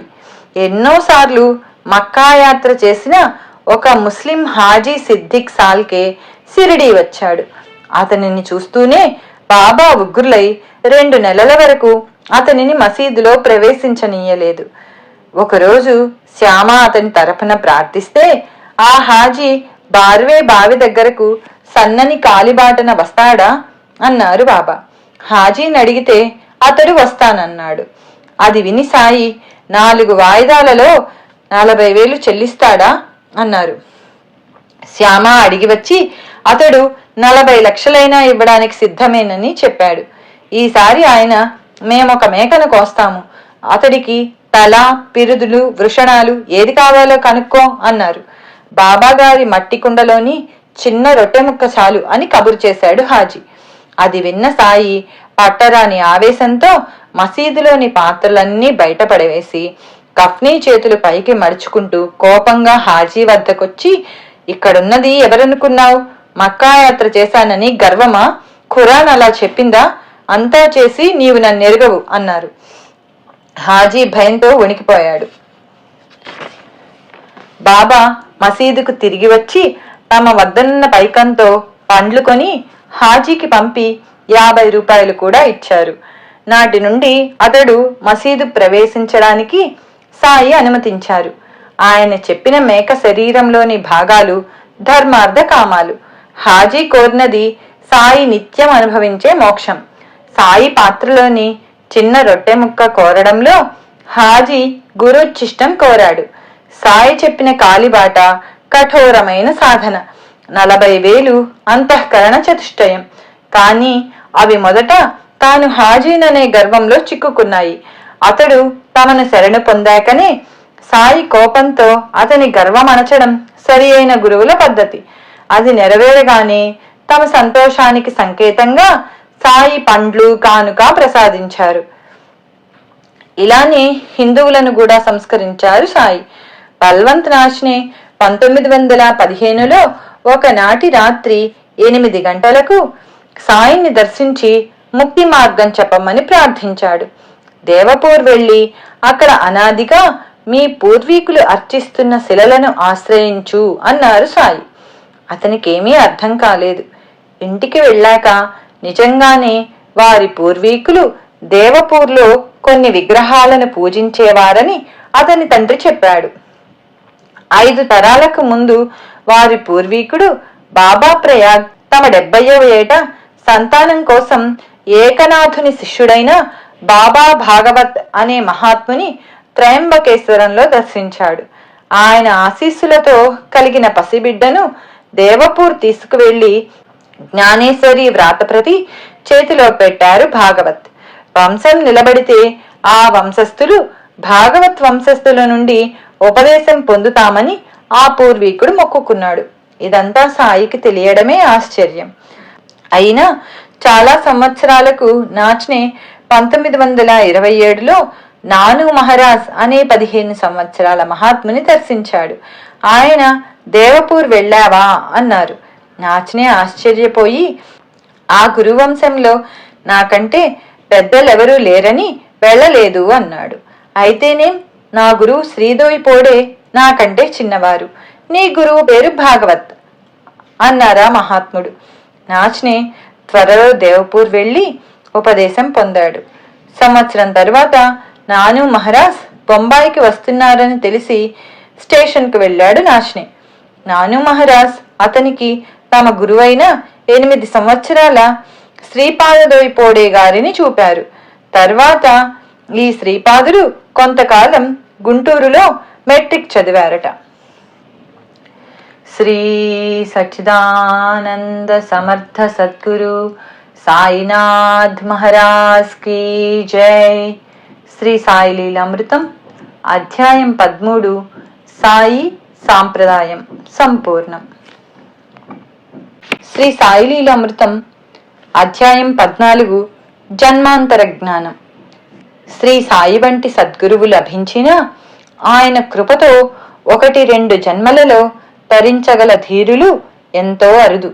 కారణం, భగవద్గీతలో శ్రీకృష్ణుడు చెప్పినట్లు నిజంగా ఆత్మజ్ఞానం కోసం యత్నించేవారు కొన్ని వేల మందిలో ఏ ఒక్కరో ఉంటారు. రాగద్వేషాలలో చిక్కి మనం అడుగడుగుకు పరమపద సోపాన పటంలోని పావులలాగా సద్గురువును కూడా తగు రీతిన సేవించలేము. మామిడి పూత పిందెలలాగా రాలిపోతూ ఉంటాము. ఒకసారి ఆయన, ఎవరు నా శిష్యులనేది, అలాంటి వారు నాకొక్కడూ కనిపించలేదు అన్నారు. కారణం, భగవద్గీతలో చెప్పినట్లు నిజంగా ఆత్మజ్ఞానం కోసం యత్నించేవారు కొన్ని వేల మందిలో ఏ ఒక్కరో ఉంటారు. మిగిలిన అందరము బాబా అంతటి సద్గురువు దొరికినా అనేక జన్మలెత్తే వాళ్ళమే కనుక ఆయన రక్షణ మనకు ప్రతి జన్మలోనూ అవసరమే. అది అందించగలగడమే ఆయన విశిష్టత. శ్రీమతి తార్కాడ్తో ఒకరోజు బాబా, ఎన్ని జన్మలలో మీతో ఉన్నానో ముందు జన్మలన్నింటిలోనూ మీతో ఉంటాను, మనం మళ్ళీ మళ్ళీ కలుసుకుంటాం, నాకిచ్చిన ప్రతి పైసాకు నేను భగవంతునికి లెక్క చెప్పుకోవాలి అన్నారు. పైసా అంటే జీవి. భగవద్ అనుగ్రహం లేక సాయిని ఆశ్రయించలేము. ఇలా భగవంతుడు తమకప్పగించిన ప్రతి జీవిని తిరిగి ఆ పరమాత్మకు అప్పగించడానికే బాబా అవతరించినది. అందుకే ఆయన, నేనెవరినీ మధ్యలో విడువను, చివరికంటా గమ్యం చేరుస్తాను అన్నారు. బాబా తమ పూర్వజన్మ వృత్తాంతాలిలా చెప్పారు.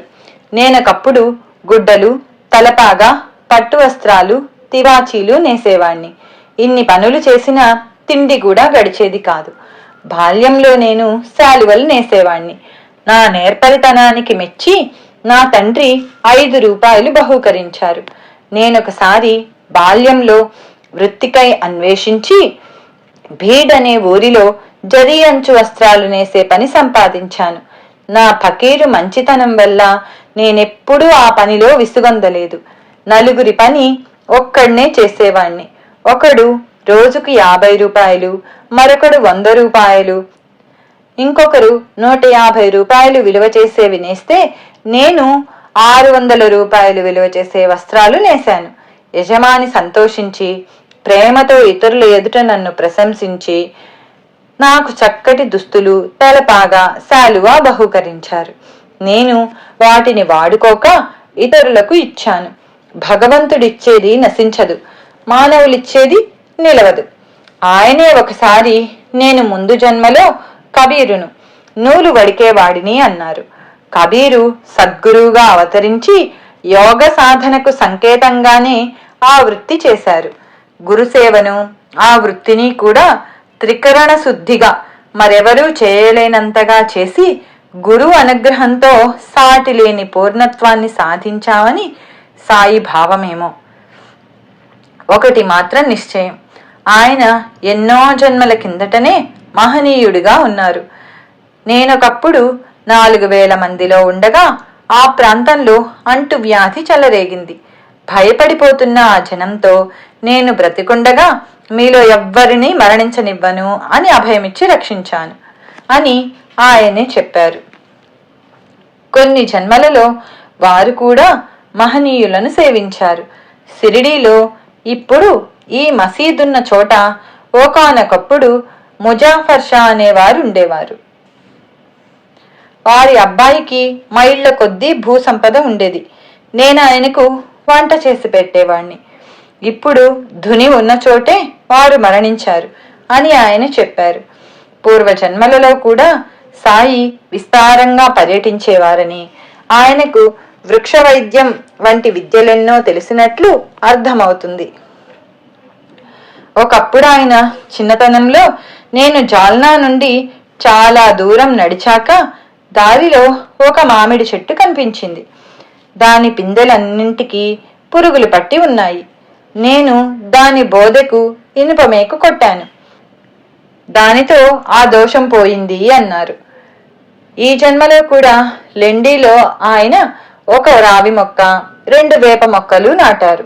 రావి మొక్క ఎంతకు ఎదగలేదు. ఆయన నిత్యము దానిని స్వహస్తాలతో అటు ఇటు వంచేవారు. తర్వాత అదెంతో ఏపుగా పెరిగింది. ప్రతి జన్మలోనూ సాయి మాత్రం ధర్మం ఎప్పుడూ తప్పలేదు. అది లోకానికి విరుద్ధంగా తోచినా లెక్క చేయనూ లేదు. ఒకప్పుడు ఒక తోటలో రోహిల్లా ఈతకల్లు అమ్మే ఆమెను మోహించి వివాహమాడాడు. ఆమె నీతి తప్పి నడుచుకున్నది. చివరకు ఆమె పాదాలు పుండ్లు పడి పురుగులు పట్టాయి. ఆమె ఎలాంటిదైనా నాకు తల్లి గనుక ఆమెకు చికిత్స చేశాను అన్నారు బాబా. ఆమె తన పాపాల వలన రోగంతో మరణించింది. సాయి లోకానికి వెరవకుండా తమ ధర్మం తాము నిర్వర్తించి మాతృసేవ వలన పరిశుద్ధులయ్యారు. ఆయన అందరి పట్ల ఇలాంటి ధర్మనిరతి కలిగి ఉండేవారు. ఒకసారి ఆయన ఇలా చెప్పారు. ఈ ప్రాంతంలోని పాటిల్ తరచూ నా వద్దకొచ్చేవాడు. అతనికి 12 మంది భటులుండేవారు. మరొకసారి అతనితో భేదాభిప్రాయం కలిగి అతని పైబడ్డప్పుడు నేను అతనికి తోడ్పడ్డాను. ఒకసారి వాళ్ళు అతనిని బలవంతంగా ఒక నగరానికి తీసుకుపోతే నేను జోక్యం చేసుకొని అతనిని విడిపించాను. మరొకప్పుడు ఆయన ఇలా అన్నారు. సోదరులిద్దరం ఒక మార్గాన పోతున్నాము. నా సోదరుడు ముందు పోయి క్రూర జంతువుల పాలైనాడు. 5-6 వచ్చి నీ సోదరుడేడి అన్నారు. జరిగినది చెప్పి అతని శరీరం మీద వస్త్రం కప్పానని కూడా చెప్పాను. వారు నా మాట నమ్మక వారిస్తున్నా వినకుండా నా సోదరుని కోసం వెళ్లి ఆ జంతువుల పాలయ్యారు.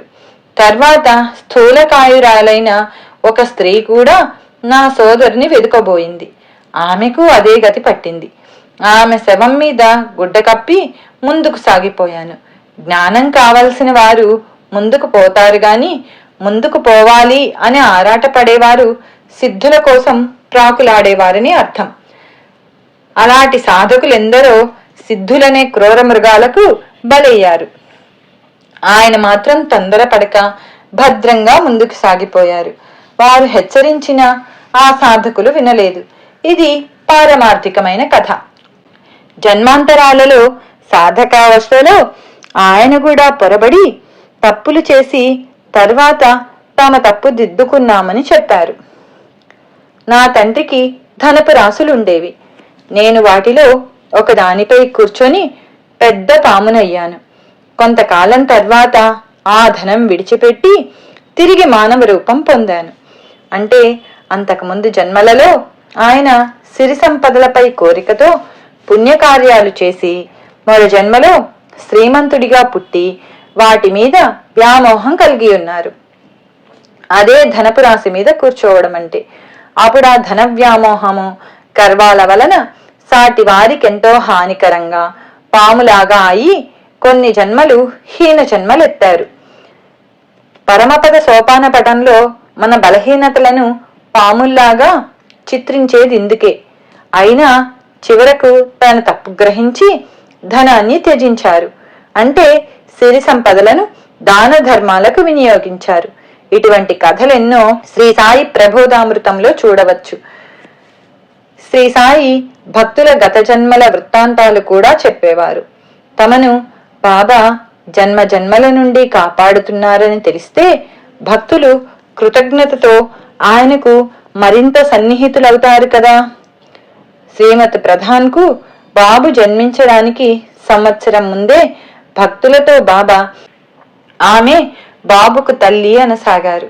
ఈ బాబు హరివినాయక్ సాఠే మామగారైన గణేష్ కేల్కర్ బంధువు.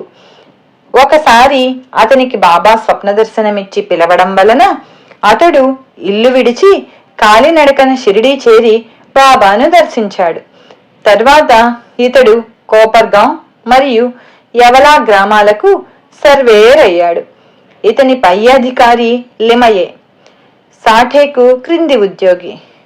బాబు పూర్తిగా బాబా సేవలో ఉండి తమ ఉద్యోగ ధర్మాన్ని అశ్రద్ధ చేస్తూ ఉంటే సాఠే కేల్కర్లు బాబాకు ఫిర్యాదు చేశారు. బాబా ఆ పనులన్నీ అలా ఉంచి నా సేవ చేసుకోనివ్వండి అని అన్నారు. అప్పటి నుండి వారు బాబుకు ఎక్కువ పనులు చెప్పేవారు కాదు. సాయి ఒక్కొక్కప్పుడు మంచి మంచి ప్రసాదాలన్నీ అతనికి పెట్టేవారు.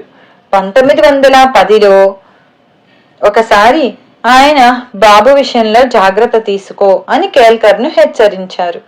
అతడికేమీ అర్థం కాలేదు.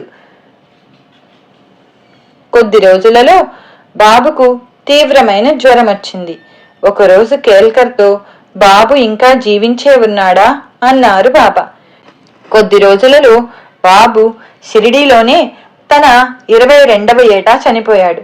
అటు తర్వాత కూడా ఆయన తరచుగా అతనిని తలుచుకుంటూ ఉండేవారు. పై కథలో బాబా చెప్పిన బాబే కేల్కర్ బంధువైన ఈ బాబు. అతడు మరణించిన కొద్ది కాలానికి శ్రీమతి ప్రధాన్ కడుపున మరలా జన్మించాడు.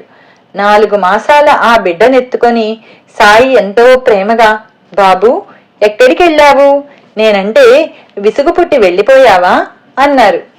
ఆయనను చూస్తూనే ఆ బిడ్డ కిలకిలా నవ్వాడు. మొదటిసారి షిరిడీ దర్శించిన నార్కేను శ్యామ పరిచయం చేయబోతే సాయి, వీడిని నాకు పరిచయం చేయడమా, 30 జన్మల నుండి వీడు నాకు తెలుసు అన్నారు. అలాగే తమకు రఘువీర పురందరేతో 7 శతాబ్దాల నుండి సంబంధం ఉన్నదని చెప్పి, నేనితన్ని ఎప్పుడూ మర్చిపోను, ఇతను 2000 మైళ్ళ దూరాన ఉన్నా సరే ఇతను లేకుండా నేనొక్క మెతుకైనా తినను అన్నారు. బాబాను మనమంతగా గుర్తుంచుకోగలమా? ఒకప్పుడు లెండి పక్కగా పోతున్న ఒక మంద నుండి బాబా 32 రూపాయలకు 2 మేకలు కొని తెచ్చారు. వాటి అసలు విలువ 8 రూపాయలు. సాయి మోసపోయారని శ్యామ తాత్యాలు గోల చేశారు. సాయి 4 సేర్లు పప్పులు కొని ఆ మేకలకు పెట్టి వాటిని తిరిగి ఆ మందల కాపరికి ఇచ్చేశారు. తర్వాత భక్తులతో ఆయన, ఈ మేకలు పూర్వజన్మలో నా పొరుగింటి మానవులు. మొదట వారిద్దరూ ఎంతో ప్రేమగా ఉండేవారు. నన్ను కూడా ఎంతగానో ప్రేమించేవారు. తర్వాత ద్వేషాలు పెంచుకొని ఒకరినొకరు చంపుకొని ఇప్పుడు అలా పుట్టారు. నా పక్కగా వెళ్తూ అవి నా వంక చూచినప్పుడు వాటిపై ప్రేమ వల్ల కొంతసేపు నా వద్ద ఉంచుకొని తృప్తి గావించాను. నా బేరం మీకు నచ్చకపోవడం వల్ల వాటిని తిప్పి పంపేశాను అన్నారు. అలాగే జో, దాదా కేల్కర్, శ్యామ, కాపర్దే, దీక్షితులు తమతో పాటు తమ గురువు చెంత ఒక చిన్న వీధిలో నివసించేవారని, ఆ ప్రీతి వల్లనే తాము వీరందరినీ ఈ జన్మలో తమ చెంతను చేర్చుకున్నామని బాబా ఒకప్పుడు అన్నారు. ఒకరోజు భక్తులెందరూ నైవేద్యమిచ్చినా బాబా వాటిని తాకలేదు. ఇంతలో శ్రీమతి కాపర్దే మసీదు చేరి నివేదన ఇయ్యగానే బాబా దానిని వెంటనే రుచి చూచి, ఈమె పూర్వం ఒక వైశ్యుని గోవు, నాకా గోవు సమృద్ధిగా పాలిచ్చేది. తర్వాత ఆమె ఒక తోటమాలి కూతురిగా జన్మించింది. ఆమెనొక క్షత్రియుడు పెంచాడు. ఆమె ఒక వైశ్యుని వివాహమాడింది. ఆ తర్వాత బ్రాహ్మణ కులంలో జన్మించింది. ఎన్నో జన్మల తర్వాత మళ్ళీ ఇప్పుడు ఈమెను చూస్తున్నాను. ఈమెకు నాపై గల ప్రేమ వల్ల ఆమె సమర్పించే ఆహారం నాకెంతో ప్రీతి అన్నారు. కళ్యాణ్ నివాసి టిఏ కార్నిక్తో, నిన్ను 2000 సంవత్సరాల నుండి ఎరుగుదును. నీవెప్పుడు పెడబుద్ధి కోతియుక్తులు కలవాడవు అన్నారు. దుష్ట సంస్కారాలు పోవడం ఎంత కష్టమో. యశ్వంతరావు గురించి, వీడు పూర్వజన్మలలో పవిత్రమైన నడవడి కలవాడు. అందుకే ఇప్పుడు ఈ తల్లి గర్భాన జన్మింపచేశాను. ఇప్పటికీ ఇతనిలో మంచి గుణాలున్నాయి అన్నారు. ఒకసారి మసీదులో నింబారుపై నివసిస్తున్న పిచ్చుకల గురించి ఆయన, అవి గత జన్మలో ఇక్కడే గూడు కట్టుకున్నాయి, వాటినొక పాము మింగింది, అవి తిరిగి మళ్ళీ ఇక్కడే గూడు కట్టుకున్నాయి అన్నారు. సాయి ఒకప్పుడు ఇలా చెప్పారు. ఒకరోజు ఉదయం నేను అల్పాహారం చేసి కాలినడకన ఒక చిన్న నదికి వెళ్ళి స్నానం చేసి విశ్రాంతిగా కూర్చొని చిలిం సిద్ధం చేసుకుంటున్నాను. ఒక బాటసారి నమస్కరించి నా పక్కన కూర్చున్నాడు. ఇంతలో ఒక కప్ప అరుపు వినిపించింది. అదేమిటని అతడు అడిగాడు. కప్పనొక పాము పట్టుకున్నదని, వారిద్దరూ కర్మఫలం అనుభవిస్తున్నారని చెప్పాను. అతడు చూచి వచ్చి 10-15 నిమిషాలలో ఆ పాము కప్పను మింగివేస్తుందన్నాడు. అలా జరగనివ్వను, దానినెలా రక్షిస్తానో చూడు అని వాటిని సమీపించి, ఓ వీరభద్రప్ప, నీవు పాముగాను చెన్నబసప్ప కప్పగాను జన్మించినా మీ ద్వేషాలు వీడలేదా? ఇప్పుడైనా విడవండి అన్నాను. కప్పను విడిచి పాము నదిలోకి దూకింది. కప్ప పొదలలో దాక్కుంది. ఆ బాటసారి అసలు వృత్తాంతం చెప్పమంటే ఇలా చెప్పాను. ఒకప్పుడు నేనుండే ప్రదేశానికి 5 మైళ్లలో ఒక శిథిలమైన మహాదేవుని ఆలయం ఉండేది. భక్తులు ఆలయ పునరుద్ధరణ కోసం విరాళాలు పోగు చేసి స్థానికుడైన ఒక ధనికుడికి అప్పచెప్పారు. ఆ లోభి 2 సార్లు ఆ ధనం సొంతానికి వాడుకొని దొంగ లెక్కలు చెప్పాడు. ఒకరోజు మహాదేవుడతని భార్యకు స్వప్న దర్శనమిచ్చి గర్భగుడికి కప్పు వేయిస్తే ఆమె వెచ్చించిన దానికి 100 రెట్లు ఇవ్వగలనన్నాడు. ఆ లోభి, ఆ శివుడు నాకే ఎందుకు చెప్పకూడదు? ఇది కేవలం మన మధ్య స్పర్ధను కల్పించడానికి వచ్చిన పీడకల అని ఆమె మాటను త్రోసిపుచ్చాడు. అయిష్టంతో ఇచ్చిన విరాళాలు భగవంతుడు ఇష్టపడడు. భక్తితో ఎంత స్వల్పంగా ఇచ్చినా తృప్తి చెందుతాడు. ఆయన తిరిగి ఆమెకు స్వప్నంలో కనబడి, నీ భర్త మాటలు పట్టించుకోకు, నీకిష్టమైతే నీ ధనం వెచ్చించి పని జరిపించు అని చెప్పారు. తన పుట్టింటి వారిచ్చిన నగలను అందుకై వెచ్చించదలచానని ఆమె భర్తతో చెప్పింది. ఆ కుత్సితుడు 1000 రూపాయలు విలువగల ఆ నగలు తీసుకుని అందుకు బదులుగా ఒక పేదరాలు 200కు తనకు తాకట్టు పెట్టిన ఒక ఓసర క్షేత్రాన్ని దేవుడి పేర పెట్టి దానిని పూజారికి అప్పగించాడు. కొద్ది కాలానికి వారింటి మీద పిడుగుపడి భార్యాభర్తలు మరణించారు. మరి జన్మలో ఆ లోభి మధురలో వీరభద్రప్ప అనే బ్రాహ్మణుడిగా జన్మించాడు. అతని భార్య ఆలయ పూజారి కూతురైన గౌరిగాను, భూమిని తాకట్టు పెట్టిన పేదరాలు ఆలయ ధర్మకర్త కొడుకైన చెన్నబసప్పగాను జన్మించారు. ఆ పూజారి నా భక్తుడు. యుక్త వయస్కురాలైన గౌరికి వరాన్వేషణ చేస్తున్నాడు. సమయానికి వరుడు తనకై తానే రాగలడని నేను చెప్పినట్లే వీరభద్రప్ప వచ్చాడు. అతడికి ధన ఆశ పోలేదు. అదృష్టవశాత్తు ఆ దేవుడి మాన్యం 1,00,000కు, అంటే గత జన్మలో ఆమె దేవుడిచ్చిన నగలకు 100 రెట్ల విలువకు అమ్మకమైంది. ఆ ధనం కోసం తగవపడి అందరూ నాతో సంప్రదించారు. నేను ఆ ఆస్తి దేవుడిదని, వారసురాలైన గౌరి అనుమతి లేకుండా దానినేమీ చేయరాదని, ఆమె భర్తకు ఎట్టి హక్కు లేదని చెప్పాను. నేను గౌరిని మంచి చేసుకొని ఆస్తిని చేజిక్కించుకో చూస్తున్నానని వీరభద్రప్ప నన్ను నిందించాడు. నేను భగవంతుని స్మరించి ఊరుకున్నాను. గౌరి నన్ను శరణు వేడితే అభయమిచ్చాను. నాటి రాత్రి మహాదేవుడు ఆమెకు స్వప్నంలో కనిపించి, ఆ ధనమంతా నీది, ఎవరికీ ఇవ్వవద్దు, అందులో కొంత చెన్నబసప్ప చెప్పినట్లు ఆలయానికి వెచ్చించు, మిగిలినది వెచ్చించాలనుకుంటే మసీదులోని బాబాతో సంప్రదించు అని చెప్పాడు. ఆమె నన్ను అడిగినప్పుడు అసలు మొత్తాన్ని ఆమె ఉంచుకోమని, వడ్డీలో సగం చెన్నబసప్పకు ఇమ్మని, అందులో వీరభద్రప్పకు ఎట్టి ప్రసక్తి లేదని చెప్పాను. ఇంతలో వీరభద్రప్ప చెన్నబసప్పను చంపుతానని బెదిరించాడు. అతడు భయపడి నన్ను శరణు వేడాడు. కొంతకాలానికి వారిద్దరూ మరణించి వీరభద్రప్ప పాముగాను చెన్నబసప్ప కప్పగాను జన్మించారు. అప్పుడు చెన్నబసప్పకిచ్చిన వాగ్దానమే నేనిప్పుడు పాలించాను. భగవంతుడు తన భక్తుడైన ఇతనిని కాపాడటానికే నన్ను ఇక్కడకు పంపాడు. ఈ వృత్తాంతం ఒక గొప్ప సూక్ష్మాన్ని తెలుపుతుంది. మానవులు చేసిన కర్మలే కాదు, భావాలు కూడా మరు జన్మలకు కారణమవుతాయి. అందుకే సాటి మనిషిని పనికి మాలిన వాడా అని తిట్టినా కూడా నరకం వస్తుందని క్రీస్తు చెప్పాడు. సాటి వారిని పరోక్షంగా నిందించడం పాపమని సాయి బోధించిన మరొక సంఘటన ఇంతకు ముందు గమనించాము. అందుకే మానవుడు సాత్విక భావాలను అలవరుచుకొని అసుర భావాలను తొలగించుకోవడం ఆధ్యాత్మిక జీవితానికంతటికీ పునాదిగా చెప్పింది భగవద్గీత.